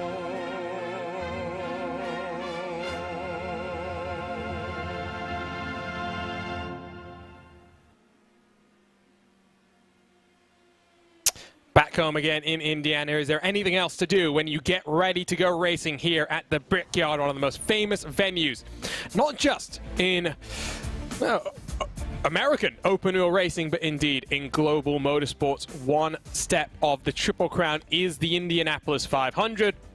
No Dallara IR18s out here today. Instead, it's the Indy Pro 2000s, where just taking a look at the cars on track, pack racing and surviving, that's going to be key here today.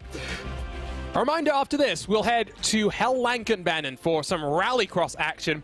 3 drivers from each team will compete in this race. The odd man out will be watching on, maybe giving some advice, some spotting help, Paul, to the rest of his compatriots. Waiting, though, for what is going to be a hectic rallycross event. You and I have called plenty of rallycross over the past couple of months, but we're used to 5-lap heats, 10-lap features.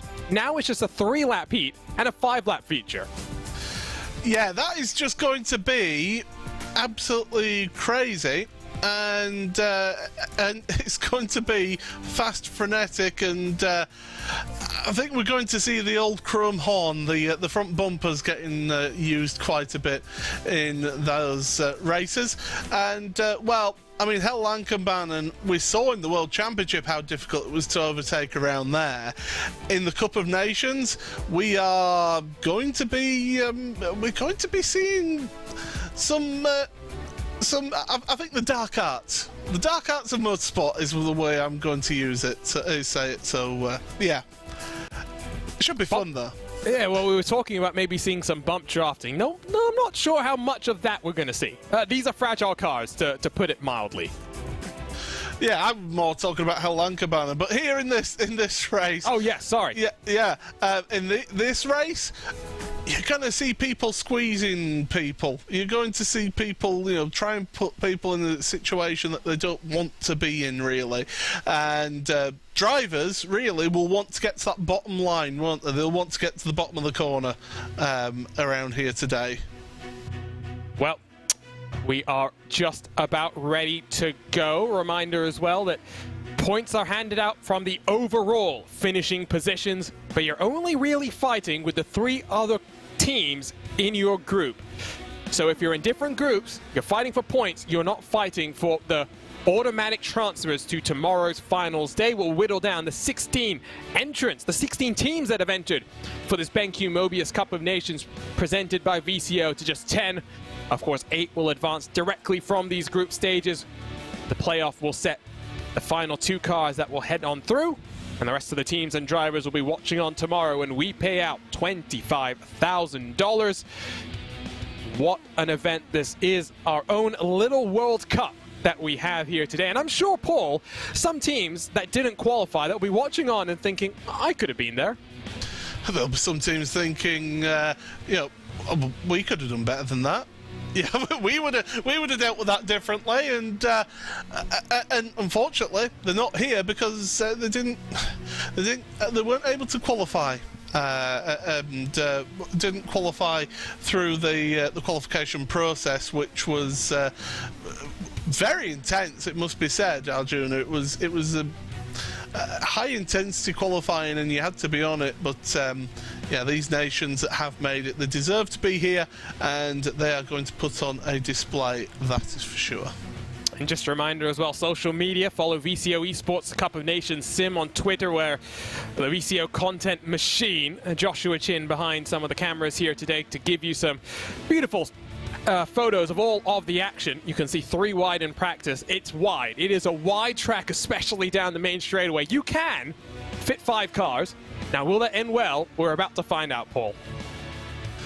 I remember watching when there was a Skippy race around here once, and it was 6 wide through turn 1. Oh, didn't end well, but it did actually. They did go 6 wide into turn 1. So again, those are slightly narrower cars than what we have here. But these cars are not as big as the IndyCar that we normally see. So yeah, there's got to be a bit more room for the drivers out there today. Well, there you can see the new damage model already getting a workout as we are set to go racing for 10 minutes. Yes, 10 minutes here at the Brickyard in the Indy Pro 2000. Let's take a look then at our starting grid, which is set as a result of the results and the group standings from race 1. All reversed as well. It will be Quentin Vialate leading the way for France. Alongside him will be Dallas Pataska.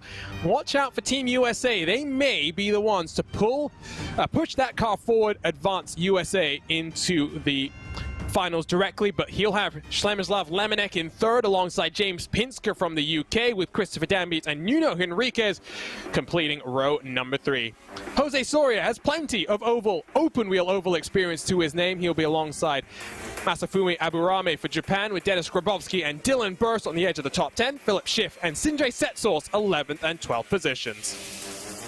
Kenny Rusin and Yuri Kastorp 13th and 14th, with Dino Lombardi and Norbert Leitner 15th and 16th.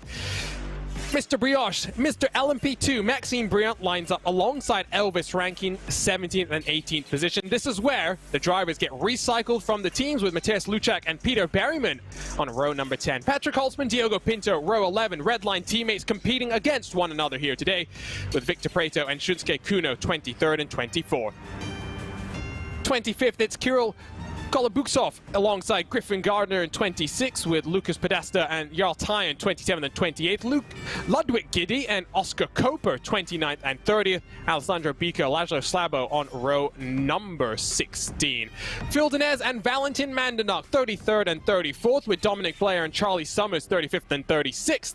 It's a big grid here today, and Mr. iRacing Maximilian Benecke 37th alongside Dylan Becky Shrivens with Pedro Sanchez Albert and Sota Muto through the top 40. Dmitry Kobanov 41st alongside Jaden Ledeck for Australia with Martin Stefanko 43rd, missing driver in 44th. Wasn't able to grid up, I believe that was Kenneth Gould Branson with Shasha Gorla and Ruben Bonga 45th and 46th. Moreno Sarica and Christoph Kerkus 47th and 48th. And already, Paul, a little bit of drama. Yeah, Pete Berryman missing from the start of this race, having issues out there is Pete, and that means that he is not going to be taking the green flag with the rest of these drivers. Well, for the UK, already on the back foot here, but for Pete Berryman, at least, he will not be in the danger zone. Heading into turn 1 here, Paul, for what is going to be an absolutely chaotic race. We've got Rallycross after this. I still think this is going to be more crazy than our race at Hell Lankan. Well, you never say never, that's for sure. But here we are for the start. If these drivers all behave themselves, then they will be in for a very good time out there. But safety car's in, we're ready for a start. 48 Indy Pro 2000s are ready to roar in what is going to be a race where 2 wide is expected, 3 wide likely, 4 wide potentially, already puff of smoke. I think Martin Stefanko's been mixed up in something as across the yard of bricks they go to start the 10-minute sprint to the checkered flag. Oh well. Let's see how this one goes. Quintin Violate leads the way, getting a push from Shlemislav Lemonek. On the outside, Dallas Pataska starts to lose momentum as they power themselves out of turn number 2. Oh, just this pack, this absolute pack. It's a sea of cars. Where do you look? Where do you slot in? If you're Violate at the front of the field, you'll be thinking, well, I'd like to get away from this lot, and I can't. It's like just a horde of angry bees or something like that we're seeing right here. Got a car in the wall, and that's going to be further down your field. But well, whoa, they're 4 wide too deep. How are they making this work? They're not really gaining any time. But this looks incredible. This is absolutely superb. The timing screen on the left-hand side can't even keep up with how crazy all of this is going. But this is where you need to partner up with people now. This is where you need to find a lane. If you're going to go to the outside, right, you need somebody to go with you, don't you? You need that tactical play. And this is where if you've got teams that are together on track, they can maybe work together and move forward as a pack. I don't even know who's leading. It's close between Violate and Pataska. Pataska's getting a push from Nuno Henriquez in the Portuguese car. There pops out one of the USA. That's Elvis Rankin. A Belgium car's down on the inside, almost onto the grass. Oh, keep it clean here, boys. And big one. You call it a big one. That's a huge one, and basically half the field gets involved in it. Wow. It's a case of who do we see? Setsos involved, Pinto's involved, Violate is involved, which is huge in terms of this race for France. And you're going to see a number of cars heading to pit road with some significant damage. And the thing is, once again, well, they do get fast repairs in this race, so they do get to at least get the cars repaired. Yeah, but there's no time to really use it. But the time that you'll roll onto pit lane and use that fast repair, you might already be almost half a lap, if not a full lap back, depending on how long it takes you to nurse that car back onto the lane. Still an angry pack at the front. Christopher Danby to side-by-side with Maxime Briant, who has taken away the race lead. Elvis Rankin got mixed up in that one as well. So the points are really going to take a dramatic shift as we run about 2 wide, about 4 rows deep, heading down through the short chute. powering out of turn number 4. Brienne side by side with Pataska. I could tell you that everybody from 26 down has been on pit road. Well, you weren't far off, Paul. Well, here we go. Here's another look at it then. Let's see what happened. It was one of the Belgian cars down down low that squeezed up, and that just, well, it was just all a chain reaction then at that point. There's very little you can do because you're carrying so much speed. If you hit the brakes, well, you lose control of the car yourself. Yeah, you're a passenger at that point. Body parts went flying across the track, tires went scrambling, debris everywhere. Here comes Yaltayan though. Oh, they're 3 wide for the race lead. Pataska's trying to go the long way around. I don't even know how the points are going to shake out with this. New race leader though, it is Dallas Pataska. Yeah, and look at that. He chopped off the nose, went straight down low. He wanted to be on that low side, but, well, Schiff on the high line. And speaking of the high line, Christopher Dan beats now, making it 3 wide through 4. Who's going to get the biggest push there? I think Maxime Brient's giving the bump to Dallas Pataska. Christopher Dambeach is getting the push then, I think, from Kenny Roosens. Losing out in the middle is Philip Schiff. Oh, that was close for a moment. Schiff almost bumpers his way down to the inside. I don't know how they're keeping this clean, to be completely honest. Yeah, this is incredible. They've been going 3 by 3 by 3, and there's the points as they stand. I mean, you might as well just throw the points sheet into a blender and just see what comes out of it with how this race has been so far. Look at USA. Poland. I don't know how they've managed to survive, but they currently have leapfrogged even France in Group C. Group D, it's close between Russia and Italy, just 5 points separating the two of them. The defending champions Germany have started to build up a lead in Group A. Again, these are not by any means final. Given how chaotic these front pack is going, I'm not just talking about surviving, I'm just talking about the fact that positions are changing so frequently. Yeah, this is, as you said, our timing is scoring. Oh, there's been enough a big one. That's 4 cars. They're down. They're out. Ruben Bonga won. Yeah, BenQ. Schiff was involved in that. I mean, Schiff, a lap earlier than that, he was looking a bit uneasy in that front pack. Yeah, he was in the middle, didn't really have much he could do, wasn't getting help, was moving up and down through the lane. Pataska, you can see, is just getting pushed forward by Maxime Briant as Christopher Dambeach. Not really getting too much assistance, at least for now. The Norwegian car of Yaltayan is still down on the inside. Here's a look at what happened further back. They were 4 abreast, and yeah, it was Schiff that just got squeezed. I don't even think that was him being uncomfortable. He had nowhere to go. No, he was the meat in the sandwich was Schiff, so yeah, definitely nowhere to go, nowhere to hide. 3 wide, possibly? No. The Italian car of Lombardi trying to go and make it 3 wide, but you're not going to do that on your own. You need a dance partner with you. You need a bump partner, as it is. So 4 minutes left. We're doing about 57-second laps. So I would suspect probably 4 to go. 4.5 laps, yeah. Yeah, 4 to go this next time around. And they're coming up on traffic. We should point that out. Yes, the cars that have come out of the pit road after one of the couple of big incidents that have happened in this race. You called it was a huge incident, wasn't just a big one.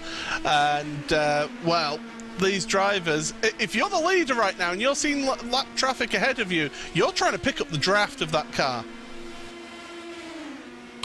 I'll be honest as well, we saw one of the onboards, Paul. I was a bit scared. I can't imagine what it's like for some of these guys. And remember, with a direct drive wheel, the amount of force that can put out, some of these crashes are not going to be insignificant. No. Points on the right-hand side, because of Schiff's incident, France is back to the lead of Group C. The UK is looking comfortable in Group B. It is close between Japan and Norway. It is going to change all over. Changed, yeah. And, oh, look at that. Just sitting right on the gearbox. And you're absolutely flat out. Not quite on the rev limiter, but you're feathering the throttle. You don't want to end up into the rear crash structure of the car in front. My goodness, the precision, the level of precision that you have to have. And you look at how close they're getting. Our camera almost going. And there you go. There's little bumps there. Just a little tap along in front. Lombardi's going, come on, Christopher, let's move forward. If Roger Penske is watching, here's an idea. Throw these Indy Pro 2000s out at Indianapolis. Maybe not with 46 of them, but still, it puts on a show. I don't even think they have the gearing to really break away, so you're... Oh!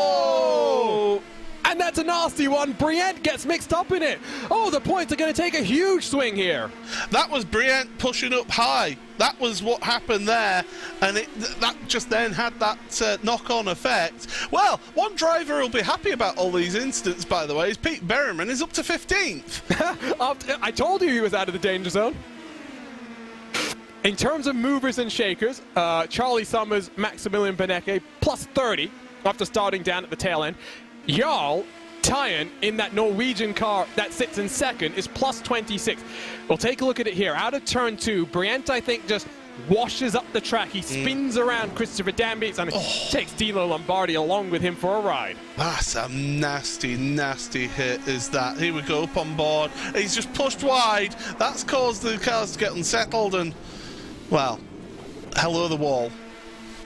Hello the wall indeed. So it should be 2 laps to go. White flag in the end next time around. Pataska and Tyen have broken away. They'll be just outside of drafting range, I think, and indeed that gap is opening up because there is some lap traffic. One of the Portuguese cars that's giving that tow, punching the hole in the air for Pataska. Well, this could be a drag race to the line. We're in for a photo finish, I think. If I'm Jarl Tyen right now, I just sit behind for the time being and wait for the exit of turn 4 and then pounce. So here we go. Out of turn 4, it will be the white flag. Penultimate time across the yard of bricks. 3 packs have formed. First and second, third, fourth, and fifth, and then sixth on back, as I think Yuri Kastorp has had another issue in what has been a tumultuous race for the Netherlands substitute driver, the Red Bull Racing Esports car. Oh, who was that? I don't know, but it was a car in the middle of turn 1. That's not something you want to see. Well, the points have updated again. And, oh, Tyen and Pataska for the race lead are side by side. I think the Norwegian driver might even have cleared. He has. Now, does Pataska, who has plenty of experience in open wheel cars across of many different ovals, time this up properly? Points on the right-hand side. You can see the way it's swinging. But for the final time out of turn number 4, here comes the top 2 cars. Tyen uses the draft almost to perfection, and he should win race 2 of our group stages in the BenQ MOBIUZ Cup of Nations. Pataska takes it all the way to the yard of bricks, and Pataska steals it. I thought Jarl Tyen had that in the bag, Paul. But by 0.004 of a second, Dallas Pataska for Team USA makes it 2 wins in a row for the Stars and Stripes. Oh, what a start to this this Cup of Nations. Absolutely tremendous. Drag to the line. We've still got drivers fighting and trying to get across the line to finish this one, but my goodness. What a photo finish at the end there. Oh, we're having to avoid cars down the start-finish straight. Well, 2 of the Czech Republic cars working together to push across the line. Well, you commentators curse there, clearly, for the Norwegian car. I was convinced. I thought that Tyen had split the difference. He had timed his run with the lapped cars to perfection, but what a move from Dallas Pataska at the line. 0.004 of a second. USA 2 for 2 so far in this 2021 BenQ MOBIUZ Cup of Nations presented by VCO. How are the points going to shake out? I have absolutely no idea. Norway in second. Victor Preto rounds out the podium in another photo finish with Denis Grabowski for Russia in 4th. Poland in the top 5 as well. Sotomuto, another impressive showing for him. He finishes up in 6 positions, plus 34 from where he qualified. Gives you an indication of the carnage and how people were able to pick their way through and make moves when it mattered. Charlie Summers and Maximilian Benecke for the UK and Team Germany, both plus 29, while Valentin Mandanuk is in 9th, with Jose Soria dropping down from his qualifying position, ending up at least inside of the top 10. 2 Spanish cars inside the top 10. Kirill Kolobusov for Russia in 11th, with Moreno Sorica in 12th, plus 35, the biggest mover in this 10-minute showdown. Przemysław Lemonek in 13th, dropped 10 positions from where he qualified, but still gets some good points on the board for the Polish team. Peter Berryman, after missing the grid, at least has the top 15 to his name, with Kenneth Gulbrandsen 16th, Lucas Podesta in 17th, Phil Denez 18th, Shinsuke Kuno 19th, and Pedro Sanchez Albert through the top 20. Now we start getting to the cars that were mixed up in all of the calamities. Only 2 more cars on the lead lap. Ludwig Giddy in 21st, Martin Stefanko 22nd, and then Dylan Shrivens, Oscar Kopa, Norbert Leitner, Sindre Setzel, Sasha Gorle, Masafumi Aburame, Laszlo Shazbo, Diogo Pinto, all 1 lap down to complete the top 30 cars. But Nuno Henriquez for Portugal, Maxime Briant for France, Dino Lombardi for Italy, Ruben Bonga on those bonga drums for the Netherlands, with Dmitry Kovanov through the top 35. Quintin Violate, after starting on pole, got taken out in a... It's not the big one, it was the huge one. I think that puts it mildly, to put him down in 36. Philip Schiff got squeezed in a 3-wide situation. He finishes 37th, with Elvis Rankin, Jaden Ladek, and Christopher Dambiec in the top 40. Just 6 more cars in, excuse me, not 6 more cars, 8 more cars in the grid here today. Was Alessandro Bico, Kenny Roosens, Patrick Holtzman, all 1 lap down. James Pinsker, Yuri Kazop, Griffin Gardiner, and Dylan Burse. Both the Australians really not enjoying the best start to this Cup of Nations, with Christoph Kerekes down in 48th position. Well, take a breath and relax, because it's over, at least for now. And John, we thought it would be crazy. Didn't think it would be that crazy.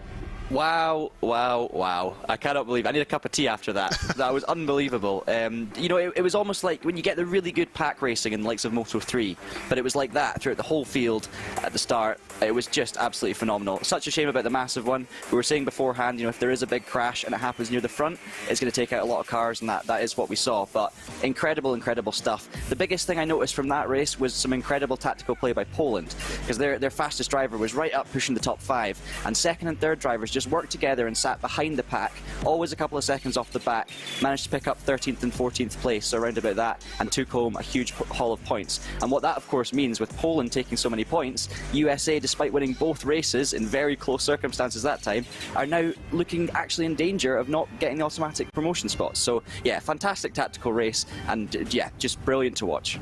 Well, I tell you what, I didn't think that Dallas Pataska had timed the run-up, but 0.04 of a second, Dallas did win that race, and we're now joined by race 2 winner, I should say. Dallas, talk to us about that one. I know you've done plenty of open-wheel racing here at the Brickyard, but that was on another level of insanity. Oh yeah, no doubt about it. That was super intense, and I find it pretty fitting that it was against Jarl, another oval guy, very well experienced, been above, you know, up in the Pro Series multiple years and whatnot. So I wasn't sure I was going to get there. The lap cars kind of made it tricky to get a good run, but I knew that he had went too early on me instead of waiting, and I just went for it, and here we are talking to you guys. And talk to us about this Cup of Nations, Dallas, because I do think for Team USA, the lineup this year, it's not to say you weren't strong last year with Tom Abramitis and Robbie Foley in the mix as well, but with Phil Denez, with Elvis Rankin, you have 2 really top-level sim racers as part of your team now. Ross Banfield and yourself returning from last year. 2 wins in a row. But it's not as easy as that, because the way these points mix up, you need all 4 of your drivers to get good points over the course of these group stages. It's looking tough. You're in one of the toughest groups, points-wise, heading out of the second race of the group stage. Oh, completely. And you know, it's been a pleasure to work with both Elvis and Phil this year. You know, last year it was tough. We got quite far, you know, working with Ross and the other guys, but you know, I've been able to learn a lot from both Elvis and Phil in the practice that we've done. And, you know, I'm just trying to soak everything up. It's, you know, I feel good about our chances making it to the final day, especially after these 2 back-to-back wins for Team USA. But, you know, you said it best, you know, it's a super tough group. I think Group C is ending up to be one of the stronger groups in the entire event right now. So, you know, we'll see how Ross does in this next event.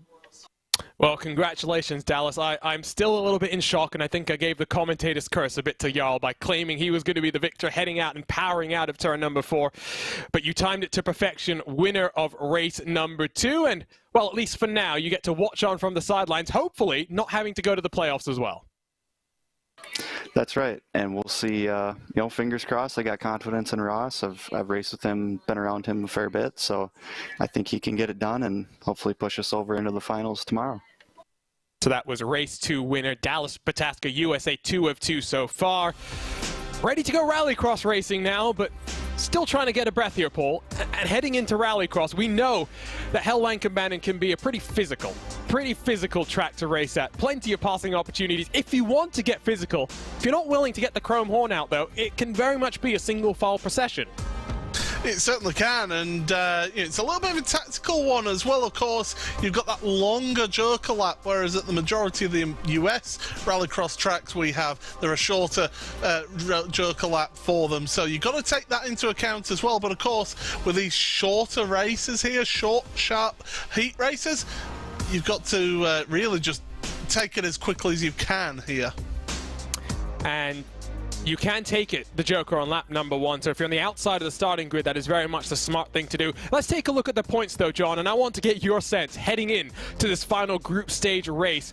It's close in all 3 groups, if we're being completely honest now, other than Group D, where for Italy and Belgium, it's almost mathematically impossible because 64 is the most points you can get out of this rallycross event because only one of your drivers competes. So it is basically done in Group D. Now the question is for Spain and Russia, who emerges on top heading out of the group stages. But in each of the other 3 groups, it is oh so tight. And in Group A, Germany and Portugal, they're looking better than USA, France, Japan and Norway, who have got to be nervous heading into Hell Lankenbanen. Oh, absolutely. And even though there are less points at stake, it's still all to play for because it'd be so easy for one driver to make one mistake, maybe not even their own mistake, and drop back. We saw massive inroads there from the UK. They had a great race as well, especially with the trouble they had going into it. But yeah, 2 drivers having a strong performance, and that's really elevated them up into a good position. As you say, so close between Japan and Norway. Will Japan rue the drop of positions in the first race? And Norway also, we saw spinning off a couple of times. It's really going to come down to the wire there. Obviously, as you say, USA taking 2 race wins, and it's suddenly, looking at Group C, France have gone from being the top team in the whole competition to being on the outside of the group in terms of actually making the automatic qualification spots. So yeah, absolutely phenomenal so far. I think that Group C, we keep talking about it, but Poland have probably not been ultimately the quickest of those teams, yet they're sitting on top because they played that last race tactically. USA have gone out and got 2 wins, they're still in trouble. France, arguably the best all-rounder so far. That accident towards the end of that race really cost them because suddenly they've gone from being favourites to being right at the back, and they're going to have a tough time in this rallycross race. Well, I tell you what, it is time to take another breather and get ready for the final of our group stage races. Rallycross racing in the Subaru WRX STI at one of the most famed rallycross venues in all of global motorsports, Hell Lankenbanen. But don't go anywhere. We'll be right back with that final group stage race right after this.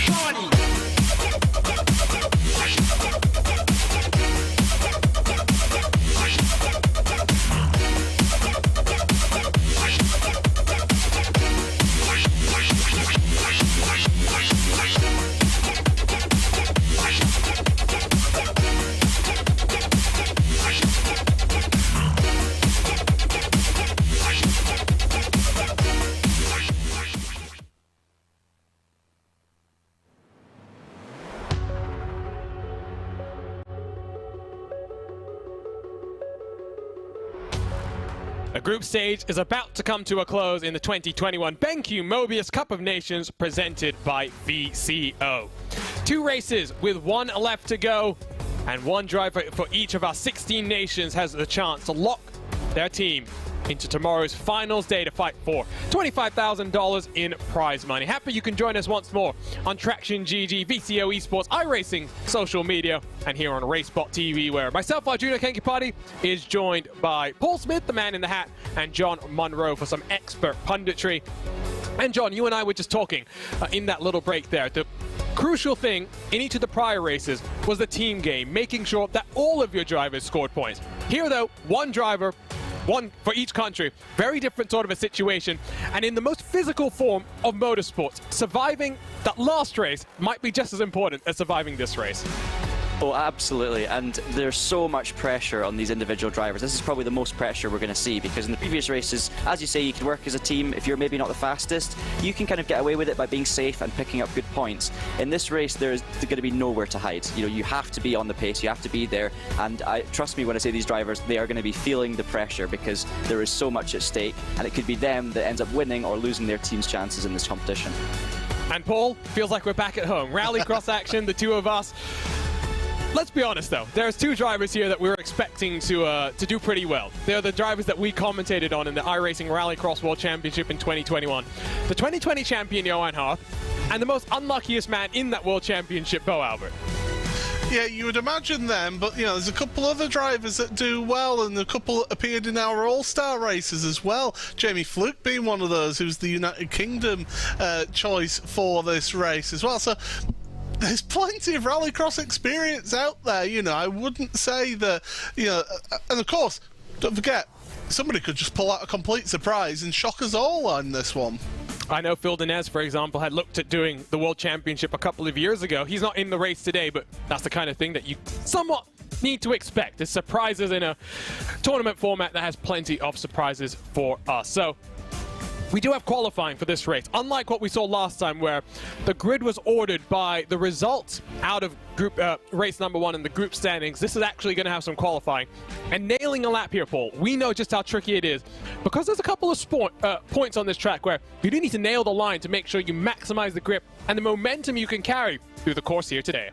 Yeah, turn 2, turn 3 at the bottom of the hill as well are 2 crucial corners that you need to have that inside line and work the curb to get yourself pulled out the corner and out to towards the end of the lap, as some of the drivers, well, Bo Albert's abandoning straight away one effort, so he wasn't happy with how his car was going. But this is one of those crucial corners. You want to be up over that curb, and Italy showing that they've not got that line. They've not been watching out us on commentary and on broadcasts here, Arjuna. No, and not watching you, Paul. IRX All-Star Invitational Heat winner. That's Simone Maria Marciano setting up for a qualifying lap to build the momentum up the hill out of the final corner. A little bit of a jump into the air onto the anchors for turn 1. Joker to the left-hand side of the track. It is a dirt joker as well, so getting yourself rotated early. Handbrake may be an option to get that car turned around, but it's not always quickest to use the handbrake. That's what we know from the World Championship drivers. Marciano misses the inside. That's going to cost him a whole heap of time as he climbs his way back up the hill through the left-hand sweeper. Such a fun technical corner to get right on the dirt into the final corner. A little bit wide on entry, a little bit wide on the mid part of the corner as well, but what did we expect? Bo Albert, currently provisional in terms of qualifying, 36.779, the marker to beat right now. He is the only driver with 90 seconds to go in qualifying to put a lap time down. Well, you would imagine that Simone would have been one who would have picked up on the line, seeing as he was actually spotting for his Alta's teammates in the Rallycross World Championship. So, whereas Bo Albert, look at he's just getting these lines and he's setting himself up for the lap. Take a nice wide line and launch out the corner, up over the jump, heading towards turn number 1. Brake, hard brake, and you can see the amount that the cars are bouncing about, and you've got a lot of suspension travel in these through 1 into 2. Then plunge downhill. You've got a little right-hander here, 3, that sets you up for turn number 4. And look at that burr. Pull of the handbrake, get right over that curb. That's what you're needing to do here to be quick. staying on board, then sweeping in. Look at how he launches the car and sets it up for that left-hander. Tight in, nice and slow, no use of the handbrake. Power out the corner, across the line goes Bo. Does he improve? No, he doesn't. So still a 36.779, the marker to beat. Currently is an Altus 1 and 2. Simone Maria Marciano is in second. Jamie Fluke has just been pipped by about half a tenth of a second, but here he comes, the Northern Irishman across the line, and he makes it up into second. The shocking thing, though, Johan Harth, the 2020 world champion, qualifies in 14th position. Maybe he's looking to have a little bit of fun, but it's rallycross time. Fast, frenetic heat races to get us started before we head into the feature race itself. Only 3 laps in each of these heats, but doesn't mean there's much time to recover from early race dramas. Bo Albert, Simone Maria Marciano, and Sam Coitet will be on the front row, with Jonathan Poulet and Ross Banfield in row number 2. Carlos Fenellosa for Spain will be alongside Oscar Bixrud and Andre Martins through the 8 cars in this heat number 1. Going to be important for the Altus team to work together to make sure that they don't have too much drama. 5 cars will advance from each of our features. It means 6 will walk away without the chance to head into the feature race itself, Paul. Yeah, absolutely. That outside line you see right out there, Carlos Fenellosa, you know, he's lining himself up. He wants to take the Joker lap immediately. So does Sam Coitet as well. They want to get that Joker lap out the way. With only 3 laps, this is going to be, well, balmy. Remember, Joker on the left-hand side, so the cars on the outside, Coitet and Fenellosa, might be the ones to do it, but the engines rev, and we are racing for the first heat of 2. Bo Albert on the inside, his Altus teammate has to defend, as here comes the move from Belgium and Portugal. Andre Martins gets 2 in 1, as well as Oscar Bixrud, who's off the track on turn number 2 into the wall as well, but Bo Albert tries to run away. Marciano side by side for second. Oh, Bixrud, I mean, you would have thought one of those, you know, this is a thing that he thrives in, does Oscar, but yeah, not the best of starts heading into turn number 2, and he's behind those drivers who have jokered. Oh, running wide there, Simone! Oh, contact! Well, healthy dose of throttle has at least pointed it back in the right direction for Jonathan Poulet, but he'll lose 2, not just to Sam Coitet, but Ross Banfield gets on through as well, so Joker now forthcoming for the Belgian car. Remember, left-hand side of the screen, you can see which cars have jokered by the crown symbol, but you can also see which group each of these cars are in, because remember, points are awarded by your overall position, but you're really fighting with the cars in your group, as Ross Banfield hooks it onto the curb on the inside. Sam Coitet gets it just about straightened up, and meanwhile, Bo Albert has run away, as here comes Carlos Fenellosa to the inside. Ross Banfield, it looked like he was doing an old-fashioned slide job from the dirt oval scene, didn't it? The way that he just threw that into the corner, and then, wow, he's not missed out on that because of the contact, but these drivers, they're the ones who have taken that Joker lap. Marciano now, Simone Maria Marciano for Italy, onto the Joker lap. Look at how everybody's just queuing up here.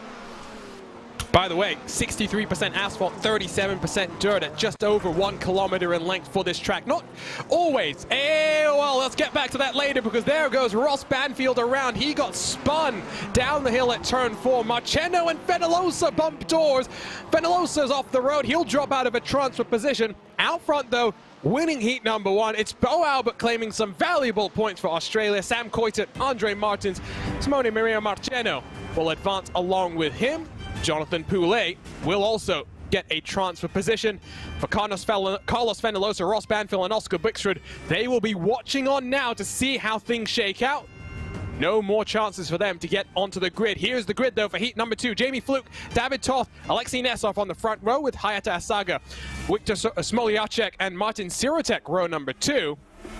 And then 7th and 8th positions, the 2020 iRacing Rallycross World Champion Johan Harth and Alexander Thieber will bring up the tail end of the grid. And that's crucial, Paul. Johan Harth has seen Team USA being eliminated from the feature. He knows if he can work his way up the grid, good points are on offer for the French team.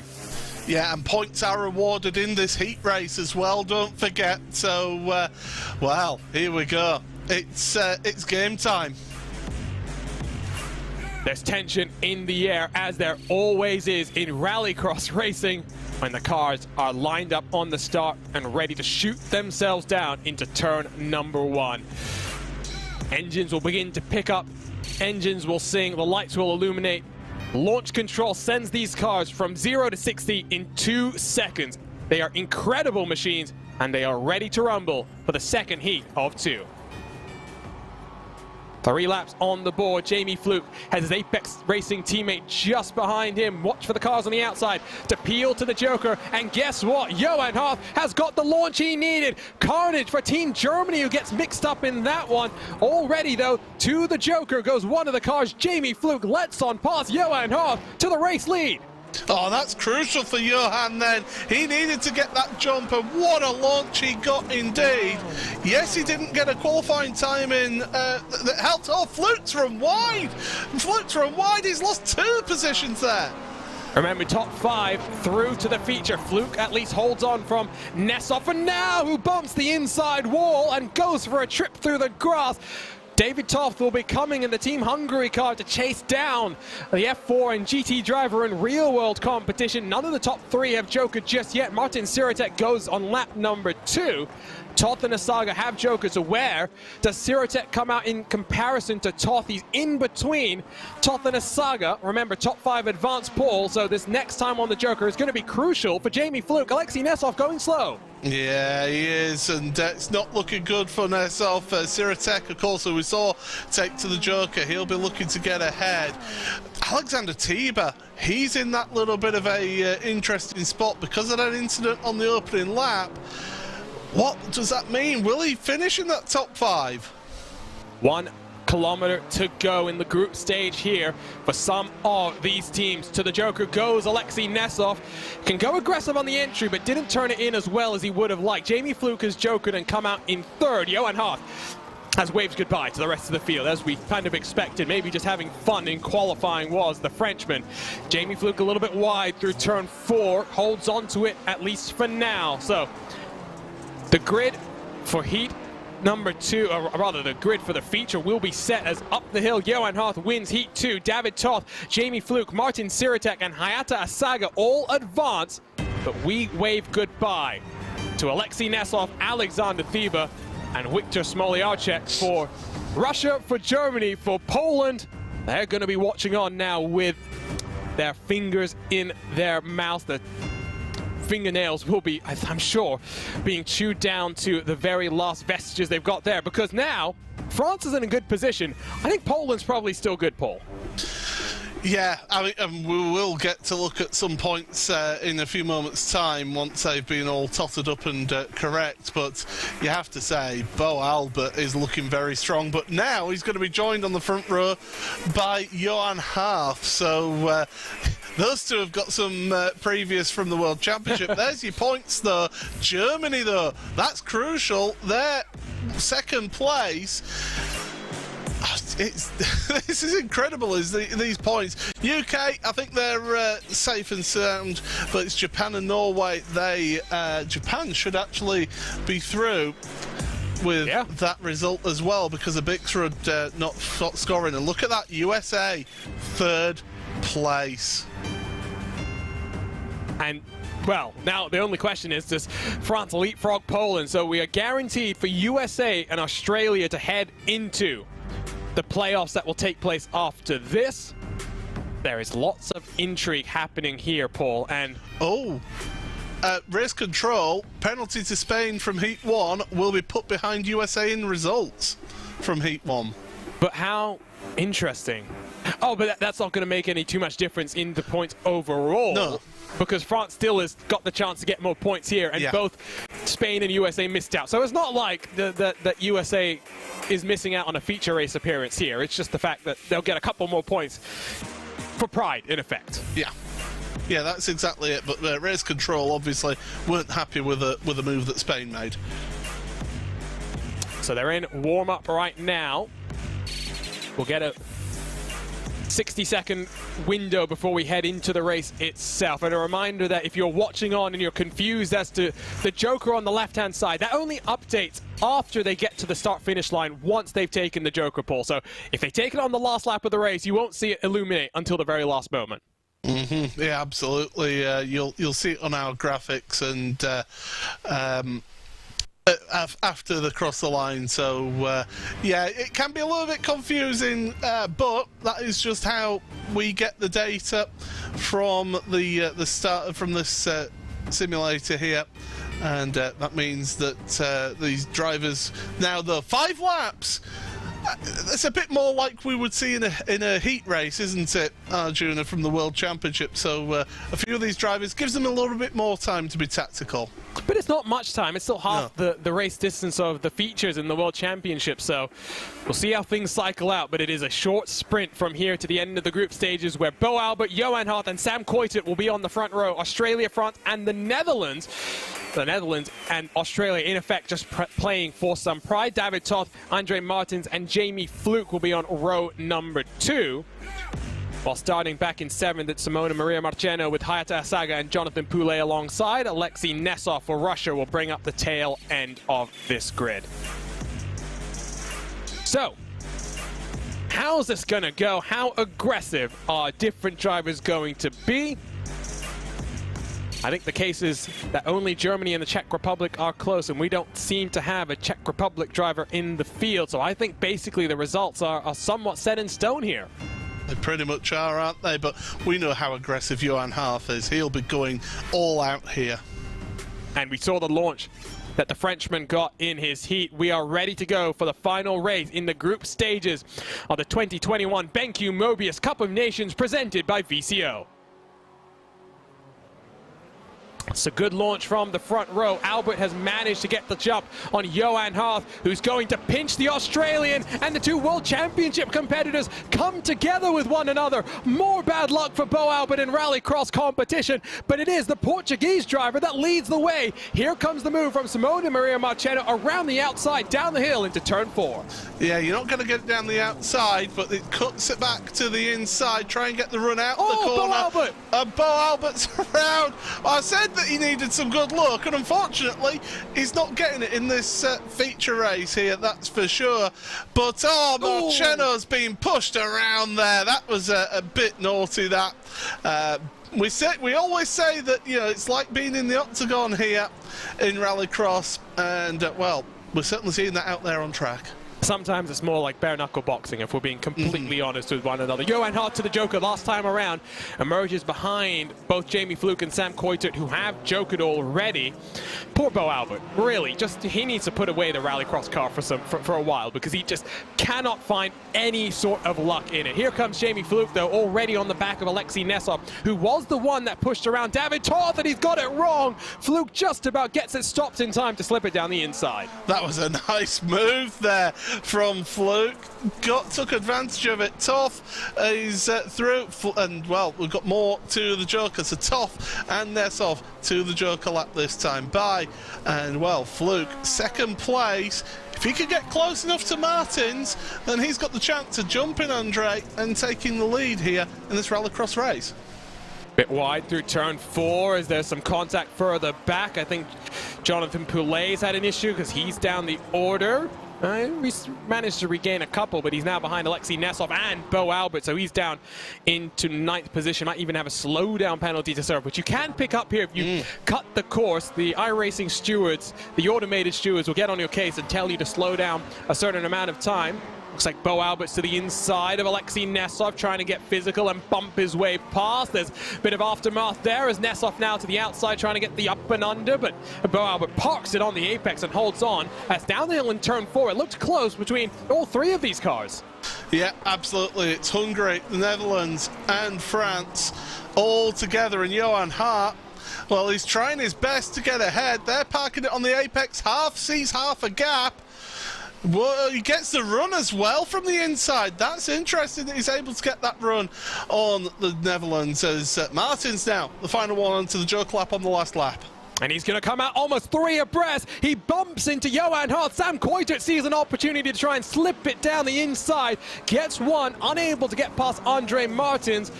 Down the hill for the final time, Coitert washes wide. Johan Hart will steal 4th position and looks to get a podium away from the Portuguese driver around the outside. That's bold, that's brave.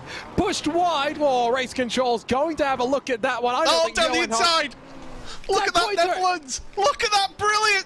Ever the opportunist takes 2 places at the end to finish on the podium. Oh, what a race that was. 5 laps of action. Jamie Fluke wins the final of the group races in this 2021 BenQ MOBIUZ Cup of Nations presented by VCO. David Toth, Sam Coitert, the podium positions. Late race drama for Andre Martins and Johan Hart, the 2 of them coming together in the penultimate corner, but Bo Albert at least some recovery to 6th for him. Alexei Nesov, Hayata Saga, Jonathan Poulet, and Simona Maria Marcheno round out the 10 cars in this feature race. And, well, John, I'm glad you were here to see some rallycross action. Very reminiscent of what we've seen in the World Championships as well. But really, I mean, that feature race really didn't matter, given that the points were basically set in stone before we even got to those final 5 laps. Yeah, of course, it's a little bit of a shame when there wasn't as much on the line for the last race, but we saw some great action nonetheless. You know, lots of contact, lots of high-energy stuff. I'm actually really happy for Jamie Fluke because he obviously qualified well, but watching him in the first turn, he got bumped off wide into 2nd, he got bumped again down to 4th, so he had a bit of a recovery drive to try and get back through and was not in a great position for the feature race. So I have to say he fully deserves that. A great drive from him. Obviously, disappointing for Bo Albert, but at the end of the day, they were already kind of out of contention anyway. It's all about the playoffs for a lot of these teams now. And yeah, just isn't it crazy that we found USA winning the first 2 events and now they're going to have to enter a playoff. At least they're on good form. The drivers are clearly doing well, so they're going to have a good chance. But I just can't believe it. Could you imagine we have the race winner of the first 2 races might not even make the final? That's what makes this format, this concept, so intriguing. The fact you can't rely on just winning. You need all 4 of your drivers to show up and perform time in, time out. Jamie Fluke, one of the nicest guys in sim racing. Great to see him take the checkered flag in this one. But Paul, we'll get the confirmation of the points very shortly, and we'll talk about then how this playoff race is going to go. But this playoff race, mentioned it before, Temple of Speed will take the Porsche 911, the new generation Porsche 911 992 Cup car to Monza, where turn 1 going to be more treacherous than what we've seen so far today. Absolutely, and of course it is the traditional finale round track for the Porsche Tag Heuer Esports Super Cup that we see on iRacing, and yeah, that so far hasn't used the new 992. That was on the 991 for the first 3 years of that championship. So some of these drivers do have experience of racing this car, or at least a similar car to this one around this track in a huge pack. It's going to be a big pack. Everybody out there who is trying to get their country into those final 2 transfer spots. There will be 32 cars lined up because 8 will have advanced directly from the group stages. The remaining 8 teams are squabbling for the final 2 spots in tomorrow's semi-final. Excuse me. Live broadcasting, excuse me there. John, I do want to talk, we'll get to that in a second. I want to talk about tomorrow a little bit while we get to this final playoff race in a couple of moments' time. We'll take a look at this format. Tomorrow, the semi-final is about going head-to-head. Very similar to what we've seen here today. All the cars are on the same track at the same time, but you're really only fighting one other team, where 5 of the winners in those head-to-head matchups will go directly through to the final. Yeah, that is an exciting format. I mean, I was already really looking forward to today's action, and it's proved, exactly why we were so excited about it, given the variety and all the different things you've got to keep an eye on, especially as broadcasters, trying to work out who's in a good position. And it shows you that anything can happen. Tomorrow, is head-to-head, even more exciting, because literally these drivers are going to know exactly who they're having to beat. We're going to see some action. If the 2 teams that happen to be going head-to-head come together on circuit, there's going to be fireworks. And that's just one race, so don't get much time to squabble like we've seen here today. Got to deliver. All 4 drivers have to deliver when the pressure is on. Believe these are finalized points. Heading out of the group stages to confirmation on who is going to the playoff here today.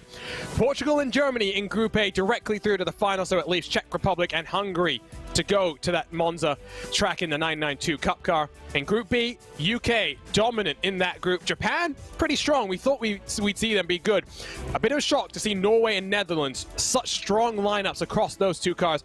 World Championship experience for Norway, plenty of top-level competition for the Netherlands, but both cars just not had the luck on their side. In Group C, I think it's fair to say that Poland is a bit of a shock result to have won that group. France advances with them. USA and Australia have to go through the scramble of the playoff race. And then in Group D, Spain and Russia go on through. 3 World Championship drivers for Italy, not enough to secure direct qualification to the finals. They'll be joined by Belgium in what is going to be a 15-minute showdown. Paul, surprise? I mean, I am surprised to see Poland at the top of Group C. However, I did say that they would be ones to keep an eye on for this one. So it's great to see them at the top of that standing. The race stewards were just triple checking those points before they went and launched the final session. But yeah, it has been confirmed then. Czech Republic, Hungary, Norway, Netherlands, USA, Australia, Italy and Belgium all fighting it out for the final 2 slots for their particular countries. And it is going to be a bare knuckle fight, is this one, because Monza, the cathedral of speed, wow. It's going to be anybody's race. Is it the cathedral or the temple? I say cathedral. I think it's temple. Either way, it's a religious building of which they go and celebrate the speed of that venue. Well, in terms of you, John, what's the biggest surprise there? Of course, the format. I think there's some people who are a bit shocked that USA can win 2 races and still end up in the playoffs. But which team is the biggest surprise to you? I think maybe the Netherlands, if you ask me. It's really shocking to see the caliber of driver they have, and really didn't even get off the ground to start things off at the Hungaroring. No, they didn't. Italy in a similar boat, really, having struggles early on, and both Netherlands and Italy both ended up on 122 points, which is, it's not even just didn't make the automatic qualification spots. They're actually quite a long way away from making it as well. So I think we're going to maybe see a resurgence from those two in the last race. Norway were looking very quick early on, just a bit inconsistent, so maybe they're ones to watch as well. And of course, as you say, the USA, if they were in any of the other groups, I think apart from the UK, they would have won the groups. They would have won Group A, they would have won Group D, but instead they're 3rd in Group C. So they're going to feel hard done by. They're under a lot of pressure, but given their current form, I think they're going to be very difficult to stop. Well, we are now joined by winner in the 3rd group stage race of this 2021 BenQ MOBIUZ Cup of Nations presented by VCO. Jamie Fluke joins us now. Jamie, so glad to see the nicest guy in sim racing get some luck as well. And now you get to watch on and see what is going to be a pretty crazy race at Monza without any drama. Yeah, that's the plan. Can you guys hear me all right? Sorry, I just had to reset up my TeamSpeak stuff. We got you loud and clear. Oh, excellent, beautiful. I do, yes, get to sit back and watch, how things go for the sort of playoff race here. But yeah, I'm just delighted to actually finally pick up a Rallycross win. I spent however many weeks doing the iRacing All-Stars one and didn't win any of them. So to pick up this one, it means a lot. Yeah, it's a big thing for me and a big thing for the team as well. Leaves us in really good shape for tomorrow. How much do you love this format, Jamie? I think it's really one of the most unique things you can do on iRacing. It's paired with drivers across different teams. You've got this point structure, which means all 4 of your drivers have to perform. It's not just about winning the races. It's just something that you show up at and have some fun. And the best part about it is if you win, there's a $10,000 prize to share amongst the 4 of you. Yeah, exactly. So yeah, I really do enjoy the format. Loved doing this last year. And I think I sort of thrive when there's not an awful lot of time to prepare for something. Like if we've got, actually I would nearly prefer if we didn't know anything going in and just like, all right, here's the session, this is what you got to do. I would love that personally if we had no information to work with. But yeah, the format works really well for me. It's a lot of fun. We get to work with different guys as well that we wouldn't normally work with. And yeah, the prize money as well, if we get there, that's a nice bonus as well. And I have to ask, a lot of the people were trying to guess the combinations. Did you guess any of them, or were you pretty far off? So we guessed the Indy Pro at Indianapolis, kind of by process of elimination there, and well, the Rallycross, it could only be at 2 tracks, so I had a bit of time to prepare for both. But for the road one, no, didn't have a clue about the Audi at Hungary, so kind of improvised that as soon as we got the announcement on that. Tomorrow as well, that's going to be an even bigger unknown. Today was a little bit easier to work out, so fingers crossed that anything that we do prepare for tomorrow is on the schedule. Otherwise, it might be a tricky one, but I think we're all in the same boat and we can only do the best that we can. Well, I'm going to be thrown under the bus here because, Jamie, you've got plenty of experience of racing here at Monza in the Porsches. Okay, it was the 991 that you were racing in. What are these drivers are going to be expecting on, well, any of the laps, let alone lap 1? Sure. So with the new car, at least, it's a little bit more prone to inside front locking. So you might see some incidents that might catch people out just with the really heavy braking zones that you have at Monza. The slipstreaming is always going to be a huge thing. Expect some 2 and 3 wide action into the chicanes. So there's a lot of activity to be had here, and especially because the races are quite short. Well, this one race will be quite short, and it's sort of win or bust as well. So everyone's going to be hard at it, full aggression, and expect some fireworks from this. And I will say you've got a good taste in viewing stuff with what you've got on the screen there on the right. But look, have it paused, don't worry. I was just about to read you guys. Looking at tomorrow, then is it just going to be a case of now just chill out, relax, get an early night, and then wait for that 2 hours before to find out what the combination is, or have you already sort of starting planning ahead as to what you could possibly be looking forward to? Sure. So I think I'll still do some prep tonight. We know that the Ford Fusion will be on the cards tomorrow. I haven't got trying that yet since the last time that we did this, so probably some work at that. But yeah, it's still a sensible night. I'm not going to be sitting to all hours practicing every single combination and wear myself out that way. I'm just going to keep it sensible enough, and hopefully go into tomorrow with a fresh mindset and hopefully a strong performance as well. Thanks for joining us, Jamie. You can go and relax now for a little bit, and I'm sure you'll be relaxing, but I'm not sure how calm he's going to be, given that tomorrow is going to be helter-skelter, and I just don't even know how tomorrow's going to go. Remember, semi-finals up first, head-to-head, 5 teams versus 5 teams, where you'll see 5 directly due to the feature itself, the final itself, where there'll be 3 races. Last chance qualifier will again be rallycross. That time we'll see what venue it's going to be at. I have no idea how things will shake up. It will be very interesting. And John, I think that's the crucial thing. I think I loved what Jamie said there. He would have been much more interested in some ways if none of the even cars or tracks was announced before the combos were announced. Yeah, I understand that as well, because I've been in a championship myself where we kind of knew a pool of circuits that might be used, and the thing that does is it opens up the question to drivers actually putting in so much time that they practice every single venue. So then you've got a decision to make as to how much practice you actually put in. Do you fully commit and try and learn everything, work on your lines for every single circuit, or do you just try and learn the car as well as you can? And I can understand why some drivers might prefer they knew nothing at all, but at least this way it gives drivers a chance to familiarize themselves with the car, especially if they never race it on a regular basis, because then we just saw 16 drivers taking on hell. We would have had a lot more drivers taking on hell. And I think one thing that we do need to emphasize heading into this playoff is points are reset. It's not like these points are going to carry over. Everyone starts from 0. 4 drivers, again, have to maximize points in a 15-minute showdown at the Temple of Speed. Here's one more look at the points pool. So Czech Republic, Hungary, Norway, Netherlands, USA, Australia, Italy, and Belgium. The 8 teams that we'll be fighting out now. Only 2 of them are gonna advance. No matter how things go, we're gonna be in for some pretty big shocks, I think, here. Yeah, I mean, we saw the drama, what happened last year in the event, and how the last chance qualifier really just can throw things up in the air for the drivers. So, expect the unexpected here in this last chance qualifier to get into the semi-finals. These countries, these teams will be desperate to make it to the second day, because that's where the big money is paid out at the end of the day. You want to get in there, because even if you finish in second in this last chance qualifier in terms of points, you get yourself into that finals day, and you've got the exact same chance as everybody else in those finals. Well, I think we're just about getting ready to go to Monza for this playoff race to head into 2 more teams into tomorrow's final showdown.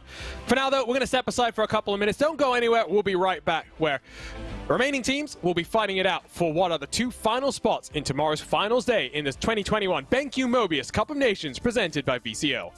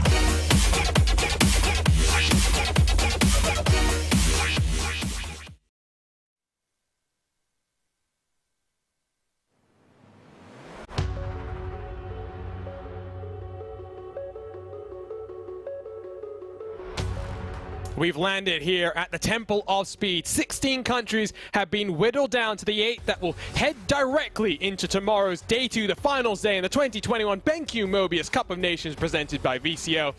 After 15 minutes of helter-skelter racing in a Porsche 911 992 Cup car here at Monza, we'll find out the next 2 cars, teams, countries that will head into the final along with them. Happy you can join us here on RaceBot TV, VCO Esports, Traction GG, and across of iRacing social media, where myself, Arjuna Kenkipati, is joined by the man in the flat cap, Paul Smith, with John Munro alongside for some expert punditry. And John, I mean, so happy that you've been joining us here. You've been taking notes over the course of this evening so far. What are you most shocked with in terms of some of the action we've seen so far?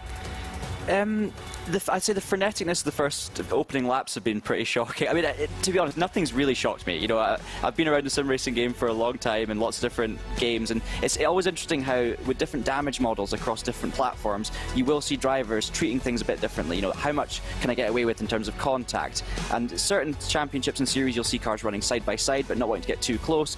With this, it has been like touring car racing from the get-go, which has surprised me a little bit, because iRacing does have, as we saw very clearly in the second race, a fairly extreme damage model, you know, and these cars can't take too much of a hit. So it's been really interesting to see how much the drivers have actually been pushing the boundaries. I just think that's down to the format of the competition. Everyone has got to be getting to the front as early as possible. They've got to make the moves happen when it counts. And at the end of the day, it's all a bit of fun as well. So drivers maybe are willing to take a few more risks than usual. And it's been exciting to watch for that reason. And especially across so many different disciplines, we've seen equal levels of excitement. That new damage model really got a showcase with the Indy Pro 2000 at the Brickyard. Paul, I think, again, the thing to emphasize here is no matter how things shake out here in this playoff race, there are going to be some big names going home a little bit disappointed with how day one, this group stage and playoff day has transpired for their country. Oh, absolutely, yeah. There's been a couple of countries that we are surprised to see in this playoff for the final two slots in tomorrow's events. I mean, USA, winners in both the first and second race of the evening. They're in this playoff because it is all about the team game, is this type of event, and it's all well and good getting all the glory for winning the races, but it's how the team as a whole compete and compare.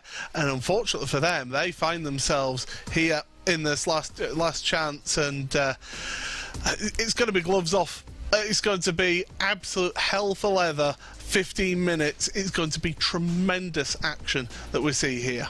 I can tell you there's a bit of discussion going on as to how the grid is going to be set for this race, because it is done by the group stage standings, staggered by country. So like we saw in that second race at the Brickyard, they'll be ordered in the standings. It will be one driver from each country lines up, and then the second drivers, third drivers, etc., etc. 32 cars will be out on track at a track where we're expecting a bit of chaos. But once we survive turn number one, John, and we're assuming a lot of cars will at least survive, or hopefully will survive, then this is a track where drafting and making sure you time your runs, very similar to what we saw from Dallas Pataska in the Indy Pro 2000, to take the win at the checkered flag, stealing the win away from Norway in dramatic fashion. It's going to be important here as well.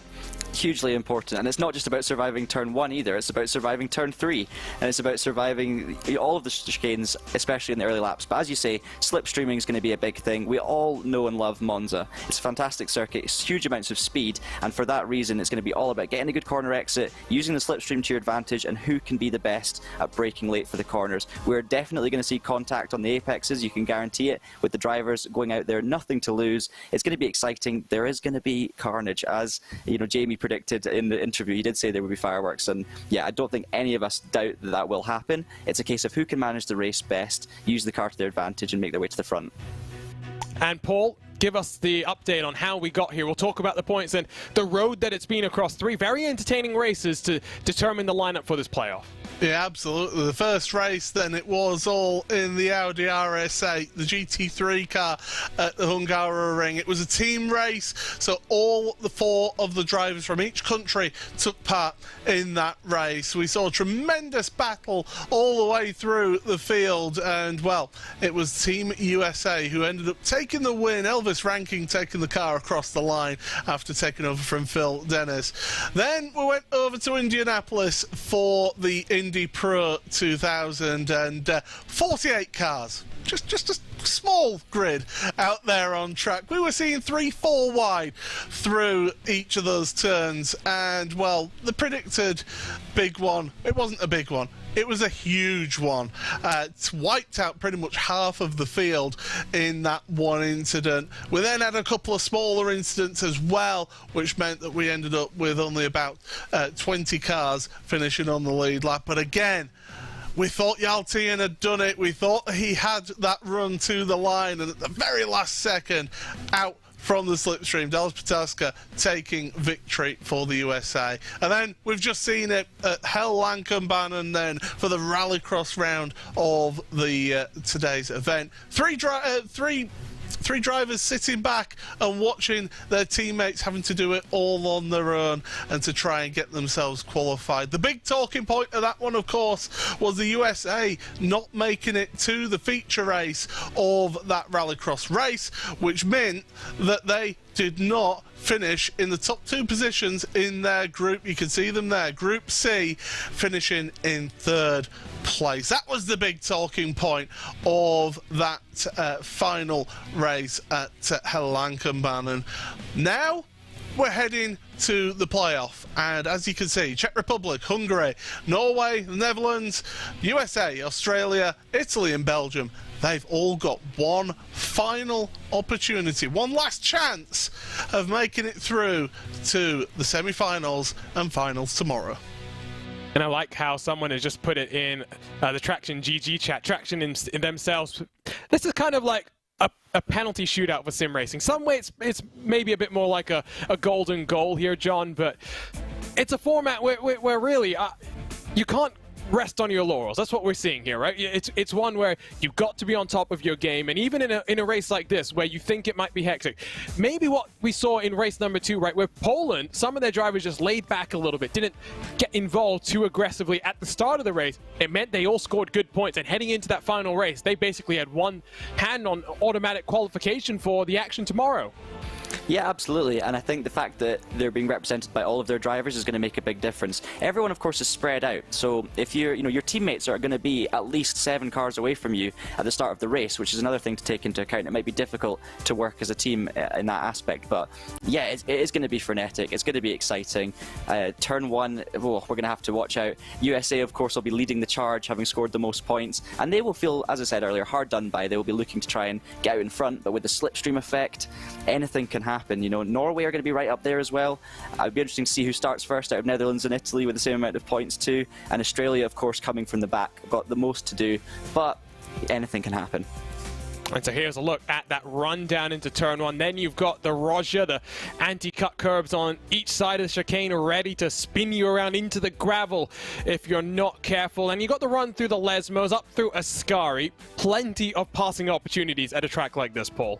Absolutely, yeah. That run into the Rettifilio, you get that nice slipstream down the start and finish straight. Hard braking, one of the slowest points on the track is the Rettifilio, the first chicane. Then you come out of that. It's important to get a good run out of the chicane. You can counter any moves out of that into that first chicane.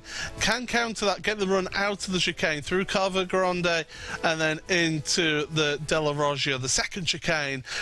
Important to get, again, as with every corner, every part of this track, it's important to get the run out of the corners around this venue.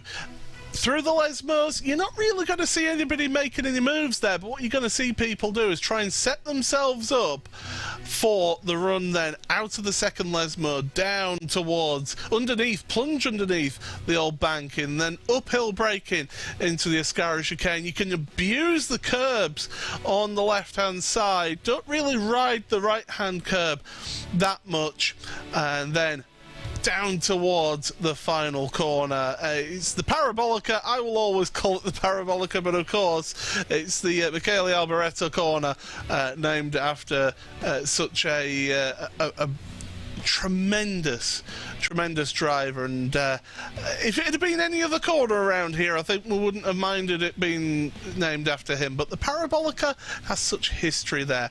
But you can make a move into that corner, but again, you can get a run out of the Parabolica down towards the start and finish straight. Such a historic track, such a fun track as well. Deceptively tricky because, usually, John, you'd come here in an open setup competition, you'd try and take off as much of the downforce as you could to maximize your top end speed, but that compromises you through the slower, twistier bits. Fixed setup this time around is going to be a medium downforce configuration. So, bit of a balance, bit of a compromise between top end speed and the slow speed sluggishness that sometimes you would get. But again, fixed setup, it means drivers have to tailor their driving to the car itself.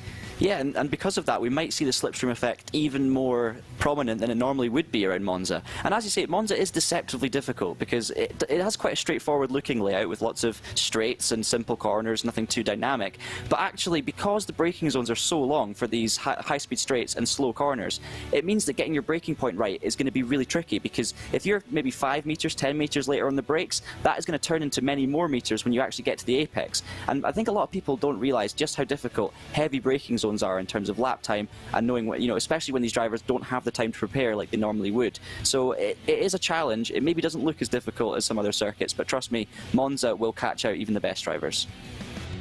And you say this is the traditional championship showcase, Paul, for the Porsche Tag Heuer Esports Super Cup. I noticed that you didn't get an invite to the special finale last year. Yeah, well, first of all, we had COVID restrictions. Secondly, some of us have a full-time job to work, so unfortunately I wasn't invited out to Hockenheim for the finale along with Sadekist. But my goodness, again, they put on a tremendous display and a tremendous show, do these Porsches around here, and certainly it's the first opportunity I'm getting to see of the 992 in action around here. Okay, it's a fixed setup, so we're not going to have the same sort of action as you would see in the World Championship Series, but certainly we're going to get some really close, fast action. There's going to be dicing, there's going to be a little bit of bump drafting going on there. I think one of the key things will be if one of the nations manages to get all their drivers moving up and together as a group, you can then start freight training people out of the way and just work your way through as a group together. So we'll see if a nation can do that and try and work their way through as a team. This 911 992 Cup car, the new generation, very much a mini GT3 cars in some ways. I remember earlier this year when it got its full competition debut in North America. That was the weekend of the Sebring 12 hours, and the lap time comparison between the full-fledged GT3 cars and this Porsche 911 GT3 Cup car, which doesn't have ABS, doesn't have traction control, a little bit less downforce, almost identical, maybe half a second here or there when you compare the very quickest pro drivers in the 911 Cup car versus, the GT3s, which are Pro-Am drivers in IMSA WeatherTech sports car competition. So really is a dynamic challenge, one that, if you ask me, is well suited to the Nordschleife and the challenges that presents. And there's also a new era of GT3 competition that is coming forward. You have IMSA, which is really embracing that as the top level of GT sports car competition. They'll have GTD Pro in addition to the regular GTD class next year. Manufacturer support in GTD Pro. Of course, rumors that GT3s will head to Le Mans in a couple of years, as well as GTLM winds down. We have had a couple of new GT3 cars added to the iRacing service over the past 12 months, the likes of the Lamborghini Huracan, the Ferrari 488 Evo, the Porsche 911 GT3R. John, as someone new to the RaceSpot TV commentary booth, it's time for me to ask the question that I ask basically everyone when I talk about GT3 cars. If you had to pick one GT3 car to add to iRacing, which one are you picking? Oh, that is, you've absolutely thrown me on the spot there. I do love driving some of the older GT3 cars, like the old Jag that we've seen in the likes of ACC. They've got a lot of character to them. The V12 Aston Martin as well, incredible sound. But I'm talking, these are old school GT3s. iRacing won't be bringing in any old GT3s anytime soon. But yeah, I mean, the thing I love about GT3s in general is just the variety that you've got, and that every different car has its disadvantages and advantages in different areas. So some might be better on the brakes, some might be better through the high-speed corners, and because of that, I mean, so many manufacturers get involved, and I'm really looking forward to seeing, if that does come into fruition, at the likes of Le Mans, we're going to have so many more manufacturers fighting out at the top. So it doesn't really matter what cars come in, to be honest. I just love trying them all and seeing where they differ. What about you, Paul? Personally, I'm a fan of the Boatley. I also love Godzilla, the Nissan, Nismo GT-R. I wouldn't say no to a Callaway Corvette, the GT3 Corvette spec car that only ran in Europe. I mean, for me personally, I am partial to an Aston Martin, let's be honest. It is such a beautiful vehicle. 2014, I actually got to have a guided trip around the Aston Martin, to see the Aston Martins being built by ProDrive down at the facility. It was at their old factory, not the new factory that they've got down in Banbury now. But still, it was a tremendous facility, and seeing the level of detail that those cars go through, and just the minutest little details that they go to, you know, even things as getting the body shells come through from Aston Martin, and then cutting out any bits of glue that's that's overflown, taking every little gram out of that car. It was just unbelievable to see those vehicles being built and then prepared in the race bays as well. Certainly a tremendous thing. And if you do ever get the chance doing the tour around ProDrive, I thoroughly suggest it. I'm not going to lie, when I think of ProDrive, I think of rally cars. Well, I get that as well because of obviously the late 90s, but I also think of the GT1 ProDrive efforts, Yeah, so the old true. Astons and Corvettes, the Ferrari they had before the Aston Martin as well. Yep. Just some phenomenal machinery, and I think that GT racing has come such a long way in terms of the amount of manufacturer input that we actually have these days, but it all stemmed from those amazing, incredible GT1 cars from the late 90s that kind of brought the passion to GT racing. Did you know that with that Ferrari, one of the engineers woke up at 3 o'clock in the morning, rang up one of the legal team and went, "Can you look in the rule book to see if we can cut anything out of the engine block?" And they looked through the rule book, and no, there was no rules about it. And they cut little notches out of the engine block just to get the engine a bit further in towards the centre of the car. That's the level of detail that those teams go to.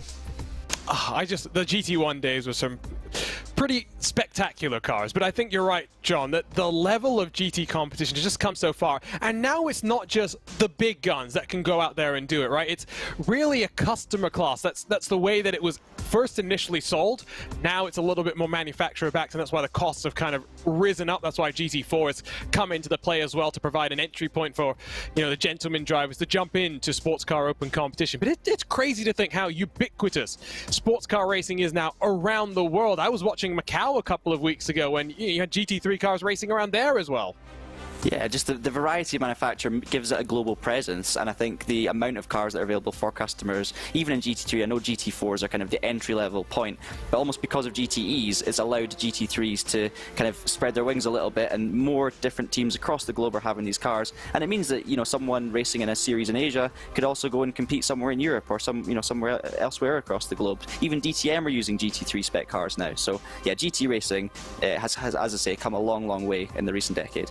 Yeah, let's not talk about DTM and GT3 cars, though, because let's be honest, it would be much better if they weren't using GT3s.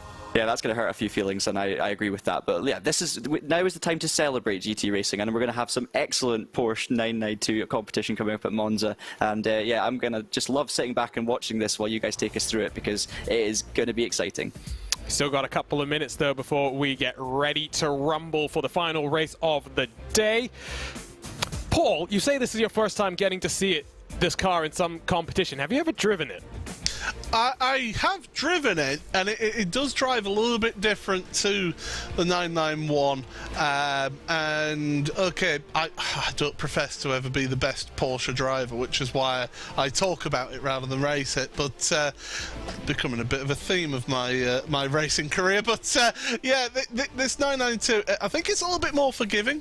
It's got a bit more aerodynamic downforce. The front tyres are actually a bit wider than the old 991 car, so it gives a little bit more mechanical grip as well. But as Jamie said, Jamie Fluke, when we interviewed him, that inside front wheel going into a braking zone,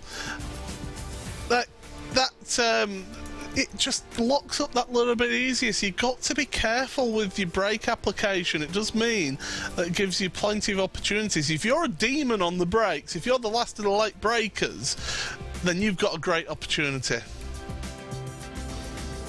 And so for this final race of the day, remember, all 4 drivers from the 8 teams that we'll be seeing out on track do have to race. And of course, like we saw in race 2, accumulating the points is going to be vital because they all start from 0 once more. It's a clean slate for all 8 countries here today. And a reminder as well, follow along VCO Esports Cup of Nations sim to stay up to date with the latest news for Cup of Nations action. You can also follow the wonderful content that the team is producing behind the scenes from all of the exciting racing we're seeing here today. Shout out to iLiveries and Juan for the excellent paint schemes that we've got for all of the cars. 16 liveries per car to represent the countries here today. John, let's get some predictions then as we start to wind towards the race itself. 8 teams will be whittled down to 2 countries that advance to tomorrow's finals day. No matter how you shake it, it's going to be some sort of surprise. Now, which way does the surprises go in your mind? Well, that's a guess, isn't it, really? Because, as you say, no matter what you predict, something is going to happen that you don't expect. And if I'm being scientific about this, I've got to say USA are looking really good. They're in the best starting position. They've shown the best form so far. It's just a question of can they hold their nerve. I think the battle for second might well be the point of contention. And I think that, especially if the teams have got one driver up the front doing a good job, it's going to be all about how those second and third drivers actually handle the race. Whether they take more risks to try and make the moves, or whether they're going to be a bit more conservative. It's a really, really tricky one to call. There's plenty of teams looking strong, but I'm actually going to go for USA and Norway to make it through to the finals. Oh, Norway's a bold call. What about you, Paul? I would agree with John that USA is, if they don't make it, they'll only have themselves to blame, likely, but I'm really torn on that second team. I'm going to throw a little bit of a curveball here. I'm going to say that the Netherlands are going to pull this one out of the bag, surprise everyone, and get themselves into tomorrow's action. And the other team, I am going to say, actually, looking at my crystal ball, it's completely imaginary, I'm actually going to say that Norway as well. I think they've got a really good shot at it, and you never say never with them. Okay, I think I'm going to go with Italy, just to make sure that at least there's some difference. I think Netherlands is not a bad pick. Sam Kuijtert has been quick in the previous generation Cup car. We saw him in some private leagues on the iRacing service in that Cup car on Racebot TV. He's not a bad shout. Norway, Sindre Setsaas currently 3rd in practice. Sam Kuijtert leads the way in practice, by the way, with a 1:48.244. Italy's got a couple of drivers in the top 10. In fact, they've got all 4 of their drivers in the top 10. And all those drivers will, 3 of the 4 drivers for Italy, will be racing this car come the start of February when the 2022 Porsche Tag Heuer Esports Super Cup gets underway. What should be a thrilling season. But we are ready to go for 15 final minutes here today. I still am shaking a little bit, Paul. If you have the Christian Horner foot tap, I would not be totally surprised for those watching right now, because this is going to be frenetic. I'm sat back, relaxed, and ready to see it, because this is going to make our lives easy as this race, that's for sure, because it's going to be action-packed. We won't need to create the excitement in the commentary box. You'll see it right there on screen. Sam Kuijtert, by the way, is actually going to be in the Porsche Tag Heuer Esports Super Cup, so fastest in practice. Watch out for Kuijtert here as we get set for the final grid of day 1 in the 2021 BenQ MOBIUZ Cup of Nations presented by VCO. Let's turn up the most famous song in all of esports. Let's get ready for 15 final minutes of action here today.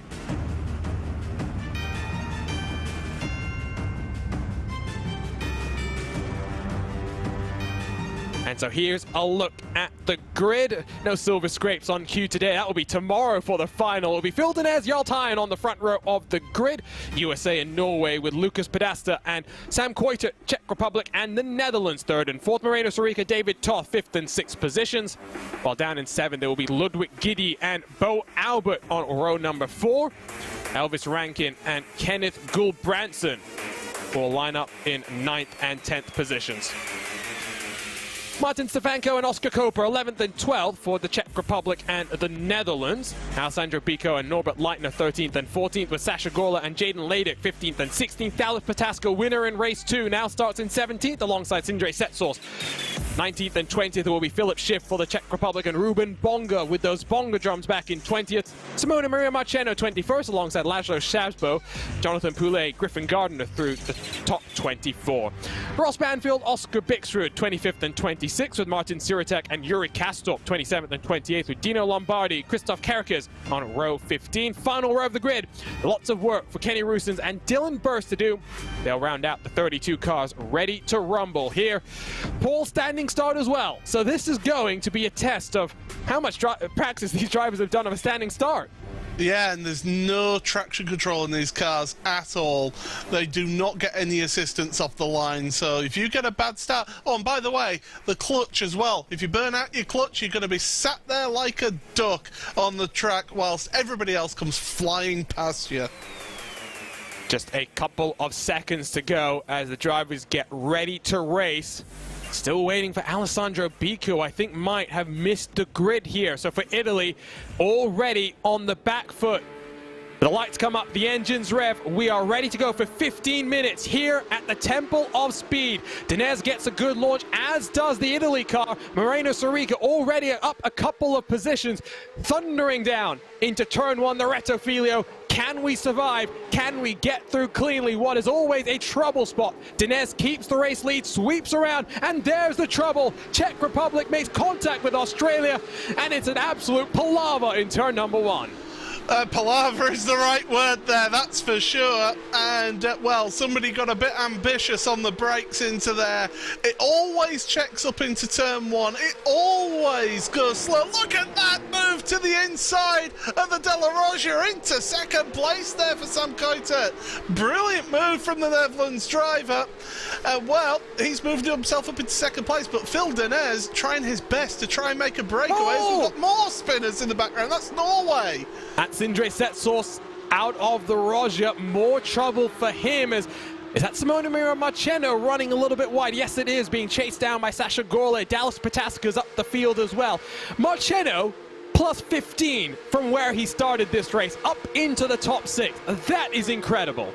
It's showing the experience, isn't it, in these types of cars. Simone, very, very quick driver in a GT-style car. He didn't get to show it. And, oh, the Hungaroringers! Speaking of Hungary, there goes a car around. And Phil Dinez, what's happened to him? Has he got a slow down penalty? It must be, because Dinez is down to fifth and continues to drop, as slowing on the right side of the track on the entry down into the Parabolica. Hopefully he's finally cleared that. He's down to sixth position right now. What a lap number one, and we still got probably 6 or 7 laps to go. Oh, Belgium's around. Kenny Roosens loses the control of his car through the Parabolica. New race leader, Sam Kuitert, who is 3 abreast for the race lead. This is insanity to kick things up, and Moreno Sorica powers his way to the front of the field. Sorica, he's a world championship driver. He knows what it takes to drive this type of car, and he is very experienced. He'll have been putting in plenty of time. There's more bumping and banging, there's paint swapping going on in your mid-pack. Italy getting bullied out of that one. But yes, Sorica, he is well versed in this type of car. He'll be putting plenty of time in as well for this vehicle, as well as Jaltian now for Norway moving up into second place. Oh! There's a car out of control. It's Australia. Bo Albert. Can he keep out the way? Yes, he can. Incredible. Wow. Oh, and he's reset to pit lane. He's taking the tow. So is that conceding the race here? Is that for Australia confirmation that basically they know they are out of the chance of a top 2 position? They were fourth in the live points across the line. As it stands right now, it's Italy and the Netherlands 1 and 2 in the points. USA is not far behind, but they're going to need some of their drivers, the likes of Ross Banfield, to get a move on at this point in time. I don't think I've ever heard that type of noise come out of your mouth before. the drama that's going on. This is incredible racing, it must be said. But yeah, we've lost Bo Albert, Lucas Podestat as well, and Ludwig Gidi. So those 3 drivers are all out of this race. They've gone back to the pits. They are done for the day. Oh, take a breath, everybody, because this race will be giving us plenty more. And look at Sorica at the front. Pulling away, but Koiter side by side with Tien. Here comes Marceno trying to make it in Italy, 1 and 2. Can he get 1? Yes, I think he'll get past the Norwegian, but Koiter covers him off. Italy sitting pretty 1 and 3 right now. Sam Koiter, new recruit to Urano Esports, up in second, as well, almost 3 abreast on the entry down the field. Pataska is to the inside of one of the Norwegian cars. Excuse me, no, that's Ross Banfield further down the field at 16th position. Rankin and Pataska, the other USA cars, are in the top 10 and not far behind Philip Schiff for the Czech Republic. For the USA, they're starting to come on strong now. Oh, that was a bit of a bump, and Bixrud, not one to be bullied, he is going to be staying ahead of Banfield for the time being. How good do these cars sound, by the way? These new 992 cars, absolutely sensational. These Porsches. Pataska round the outside of Lesmo 2, and he's battling with Bicos, Alessandro Bico, trying to make some moves forward here for Italy. As it runs now, Italy and USA in the top 2. 5 points separate USA and Netherlands. So Pataska cannot afford to get bullied by the Williams Esports driver of Alessandro Bico. He'll hold on for now, but the gap to his USA teammate up front is about 1 and a bit seconds. So Elvis Rankin has managed to pull away from Pataska, who's working his way through Ascari. Incredible start to this race, and a reminder, 10 minutes to go. There's not much time for these drivers to figure out what they need, Paul, to make sure they advance. Basically, if you're driving in this race, you just need to get as far up the field as you possibly can and hope that your teammates have done their bit as well. It's I like to use this line a lot in my work. It's the old Bill Belichick thing. Do your job. And we've got one of the USR cars. Banfield is onto pit road. Now, what happened there? It's Philip Schiff is on the grass and slides his way into turn 1. Will promote a whole heap of contenders up through the field. That's going to change around the point situation. That's the Belgium car, Sasha Gorley, that now leads the way from Elvis Rankin right behind him, the young 14-year-old for the Apex Racing team, hunting him down as through Curva Grande into the Rogia. Gorley tries to cover him off, but Rankin will slip it down the inside and has to tuck back into line. He can't afford to lose too much time by battling side by side. This is brilliant. Marceno, Ansarika, first and second place. A little squeeze there. And Kirkus gets actually forced off the track. Has to take the cut across the inside. Oh, wow. That means that Dino Lombardi moves up into 17th now in this field. Italy are looking very strong so far. Next, or rather, I should say, new points update. Netherlands back into second. They are 7 points clear from the USA after Ross Banfield had to come down onto pit lane. It means that for Dinez, for Rankin, for Pataska, they have to make sure they work their way up the field. Bonga and Pataska are battling for 10th position.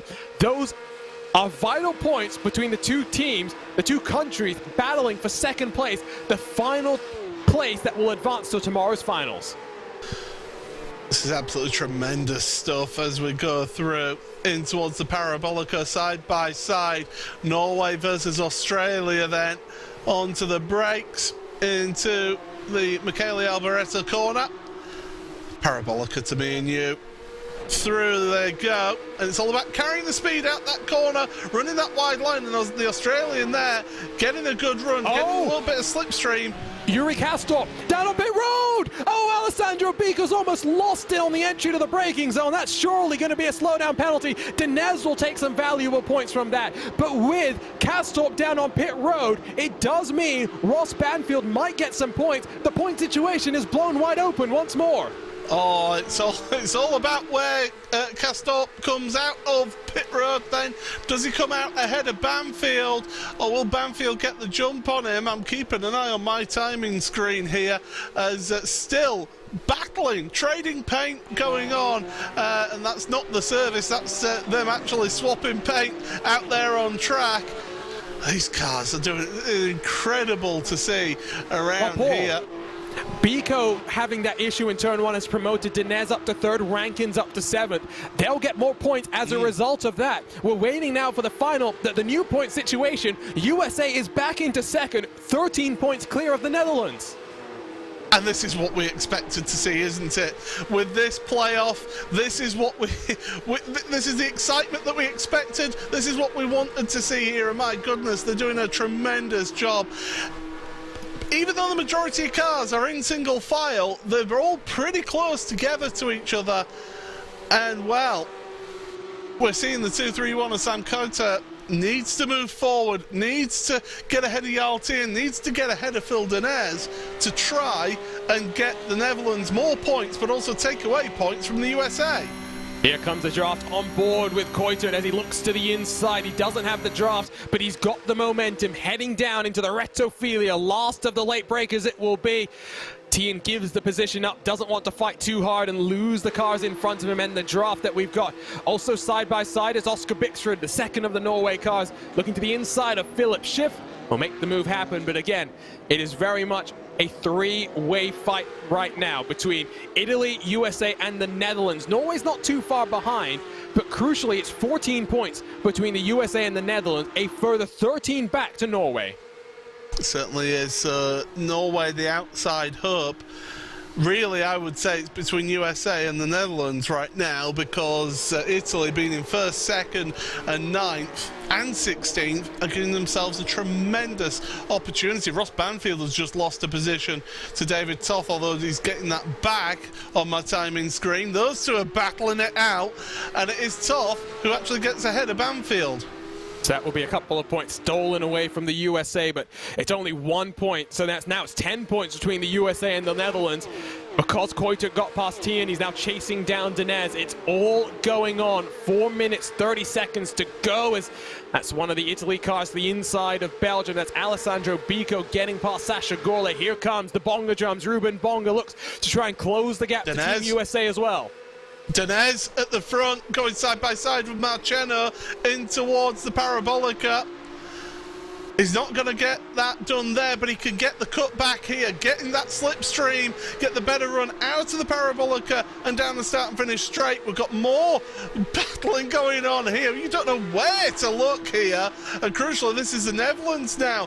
Bonga moving forward ahead of Goa. Basically, I have no idea how things are shaking out right now. All I know is that as Denez is up into second, it's close between the USA and the Netherlands. Denez squeezes Marcheno, opens the door for Coulter to follow him through. Marcheno gets bullied out of the way. He may now lose another spot because the Norwegian car has a whole bunch of momentum. Left-hand side is the battle for first. Right-hand side, battle for eighth, where Bico Bonga, those are crucial points for if the Netherlands can get on past Italy.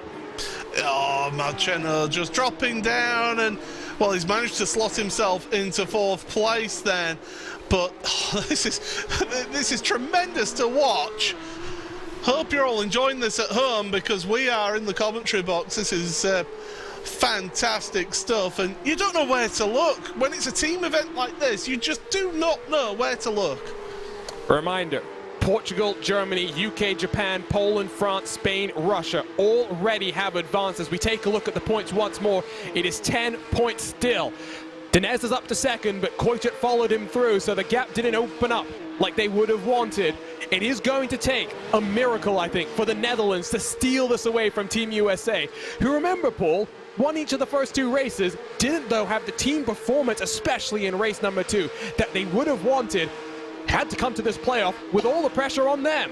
One of the Australian cars taken to the grass on the exit of the Ascari chicane, and also another one of the Australian cars making a move. That's Ladic on Rankin. So Elvis Rankin losing a position there for Team USA, and he's got the hard charging Alessandro Bico right behind as well. That could be more points lost for USA if he's not careful.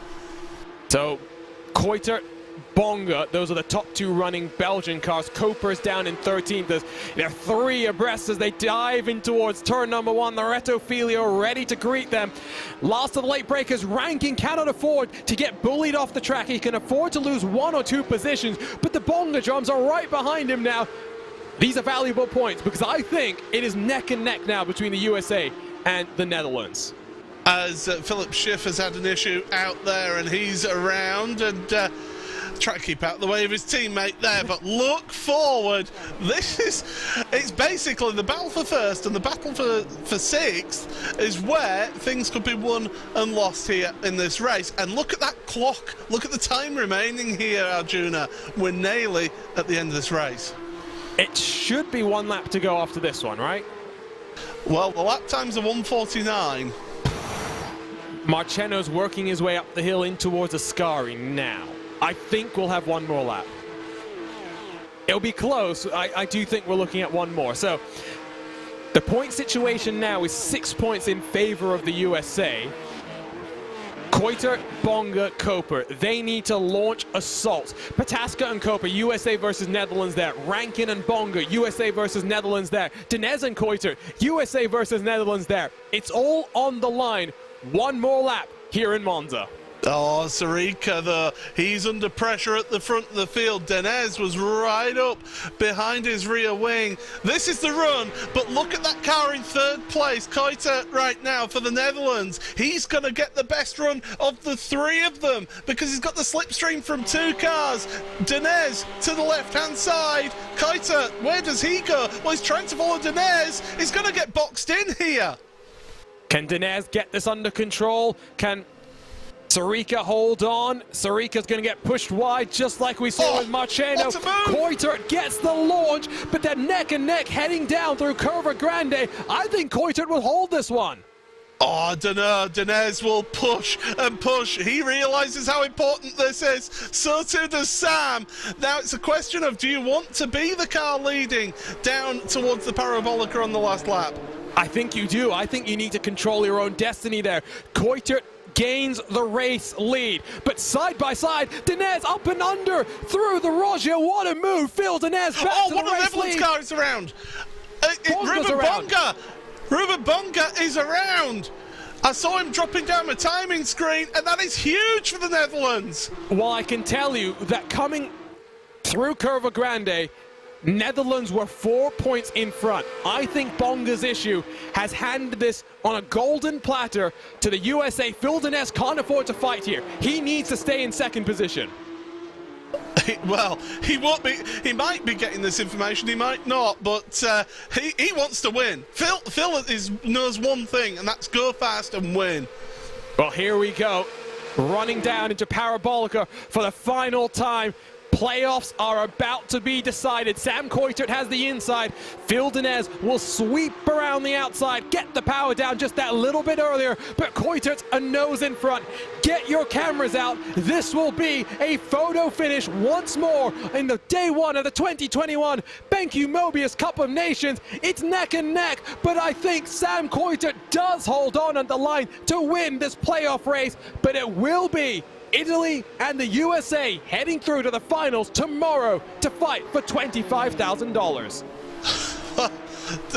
This felt like a Royal Rumble right here. It's not over. It's not over indeed. USA pushing cars wide, and the Czech car is around. That's Siratek. Well, at least I think the important thing there is at least Ross Banfield is still alive, because the points that he would have gained, yes, for a 24th place finish, will be crucial. As it stands right now on the live points that we've got, 9 points the gap between the USA and the Netherlands. We'll get confirmation as soon as we can from race control, as across the line the rest of the USA cars come. Here's what happened to Ruben Bonga. Pushing too hard, mounts the curbs, clatters the curbs. And that's a self-inflicted mistake, just assisted around when he was already sliding sideways. Yeah, there was very little that the Australian car could do there, but he tried to carry too much speed through the Della Roggia, got over the curb on the outside, touches the gravel, and around he goes. Here's a look at the results then after a 15-minute sprint. Paul Smith calls it a Royal Rumble. I would tend to agree with him. Sam Koiter at the line. 1, hundredth of a second between him and Phil Denez, the two teams that were fighting for the final of the transfer positions to the finals. It will be Denez and the USA going on through. Moreno Sorica for Italy in third, with Jaltain in fourth for Norway. Two more Italy cars down in fifth and sixth. Simone Maria Marcheno was running up in second, got bullied a little bit, holds on to a top five, while Alessandro Bico sits in sixth. Jaden Ladit for Australia gets a good result for him, as well as his teammate Dylan Burst down in ninth, while Elvis Rankin is the meat in the sandwich. They're down in eighth position. Sasha Gorla rounds out the top 10 for Belgium, about 7 seconds off the race winner. Down in 11th, it was Dallas Pataska, the third of the USA cars. Crucial for him, while Oscar Koper for the Netherlands down in 12th. Dino Lombardi 13th for Italy. The Norwegian duo of Oscar Bixrud and Sindre Setsos 14th and 15th positions, with Griffin Gardner down in 16th. Christoph Karakis for Hungary in 17th, with Jonathan Poulet 18th. Ruben Bongo with that late race mistake coming through the Roger drops down to a 19th position. Those might have been the crucial points that handed USA the transfer to Sunday's showdown. Philip Schiff for the Czech Republic completes the top 20, while down in 21st position it was Norbert Leitner. For Hungary, Yuri Kastorp in 22nd, along with David Toth for Hungary. Ross Banfield 24th, not the easiest of days for him after coming down onto pit road, but at least a couple of points that would have been vital in the playoff fight. Kenneth Gulbranson 25th, Laszlo Szazbo 26th, while three Czech Republic drivers at the tail end of the top 30, 27th, 28th, 29th, Martin Stefanko, Martin Siratek, and Lucas Podesta. Ludwig Giddy in 30th was 2 laps down for Belgium, while the final two cars, Kenny Rusin, also fellow Belgian driver, as well as Bo Albert, who really can't buy any luck, it would seem, at this point in time. We wave goodbye to 6 of the teams from here, because 8 started, 2 going straight into the finals day. And Paul and I need to catch our breaths here, John. I think you were watching on in just bated breath for what we saw there. Well, yeah, I'll give you guys a bit of a break, because, I mean, trying to unpack that, wow. You think it's going to come down to the last race and, or the last few laps, and part of you goes, well, maybe, the gaps will be big enough, it'll be okay, but no. It came down to the last lap, and I couldn't believe it, sitting there seeing USA Netherlands, USA Netherlands, and USA Netherlands across 3 different battles. Interestingly enough as well, if Bonga hadn't made that mistake in the last lap, it would have come back to the finish line, and that 100th of a second win would have made the difference for Netherlands qualifying. That's how close it was. If Bonga wasn't pushing as hard, it would have been the Netherlands going through by 100th, which I just can't believe that. It's ridiculous. And it just comes back to what we were saying before. It's not just about the first driver, it's about the second, third, and fourth driver. Bonga, of course, was doing everything he could to make the move on the USA there, and I think, to be honest, the brief for the Netherlands going into the last lap was try and catch your USA opponent, overtake them, and you would go through. So he was clearly trying everything, pushed a bit too hard and made the mistake. But in hindsight, if he hadn't have done it, Netherlands might have been in the semi-final. Crazy format. Let's take a look then at the confirmed, or I should say pending review, but unofficial points from the playoffs. Italy and the USA. They'll be heading in to the showdown tomorrow. As it stands, we'll wave goodbye to the Netherlands, to Norway, Australia, Hungary, Belgium, and the Czech Republic. I said there would be a couple of surprises here, Paul. For teams like the Netherlands, Norway, and Australia, lots of established top-level iRacing competitors. We've also seen strong pace from Hungary, Belgium, and the Czech Republic. So all 6 of those teams could have done it if luck had gone their way. I think the Netherlands finishing 3rd place in that playoff there is a tremendous effort, considering that they had to have a last-minute change of team literally this morning.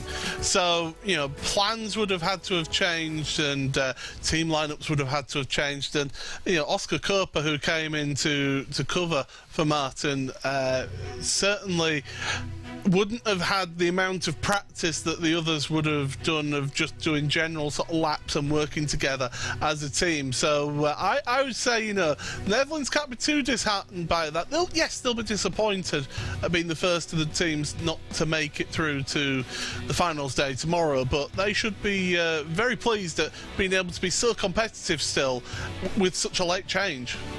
And what a start, I have to say. Just shout out to Simone Maria Marcheno. Started outside of the top 20. 2 laps in the books, he's up to 2nd.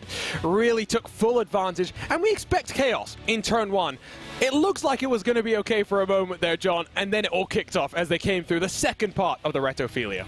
It did, yeah. There was a little bit of contact in the first one. We saw 3 or 4 cars around, but that's kind of inevitable with Monza. You know, it would be almost a guarantee that you'll have at least 2 cars facing the wrong way. It did begin to kick off the second half of the lap, and that's just as drivers were beginning to try and establish themselves in the race, trying to obviously fend off, because in the first few laps of a race, that's where you're going to be able to make most of your moves and you're going to lose most of your positions. But yeah, as you say, Italy, wow, phenomenal performance by those guys, and it's obviously working well for them at their home track. They were able to just surge through the field at the start, maintain it throughout, and yeah, they've basically waited until the last race of the day to really pull it out of the bag, and now they're on a level playing field with everyone else heading into day 2.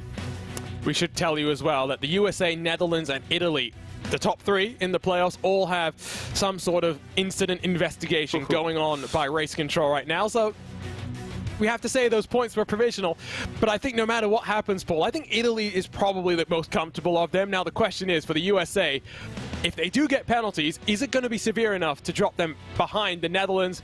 We'll have to wait and see. Yeah, keep abreast of the social media Cup of Nations sim on Twitter for any updates to any final results here. But yeah, definitely Italy will be feeling, I think relieved will be the word for them. They will be delighted to have made it through, but they wouldn't want to have taken it to that last race. But what a place for them to qualify, Monza. Home track advantage, I think that's for sure. That's what we saw, for example, at the Brickyard with our Indy Pro 2000 race. Let's talk about the format before we start to wrap things up, and hopefully we'll get confirmation of the playoff standings before we say goodbye to you.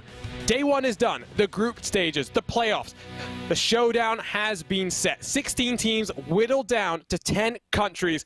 They'll start with one race, the semi-finals, where they'll go head-to-head with one another. 5 matchups there. 5 winning teams advance directly through to the final. Then there will be a last chance showdown where all 5 teams that had lost their semi-finals will go up against one another, very similar to what we've just seen here today, John, to build up the grid for the final, where we will see 7 countries going head-to-head across 4 different races, different disciplines, different cars, and ultimately, once the points have been reset, once the 4 races are done and dusted, we'll pay out $10,000 to our winning team. They'll be crowned the 2021 BenQ MOBIUZ Cup of Nations Championship presented by VCO.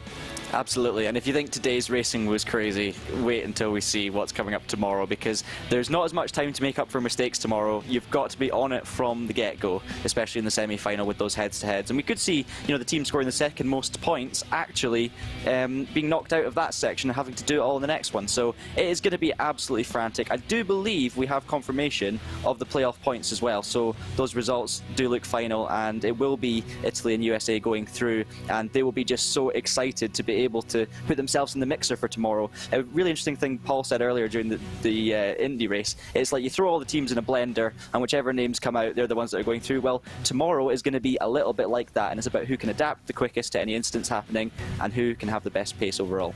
It is indeed confirmed, so Italy and the USA will make up 2 of the 10 countries that have worked their way into day 2, the finals day for this BenQ MOBIUZ Cup of Nations presented by VCO. The other countries, Paul: Portugal, Germany, UK, Japan, Poland, France, Spain, Russia, of course joining Italy and the USA. We are in for a treat across 6 races tomorrow. If you thought tonight was fun, just wait for tomorrow.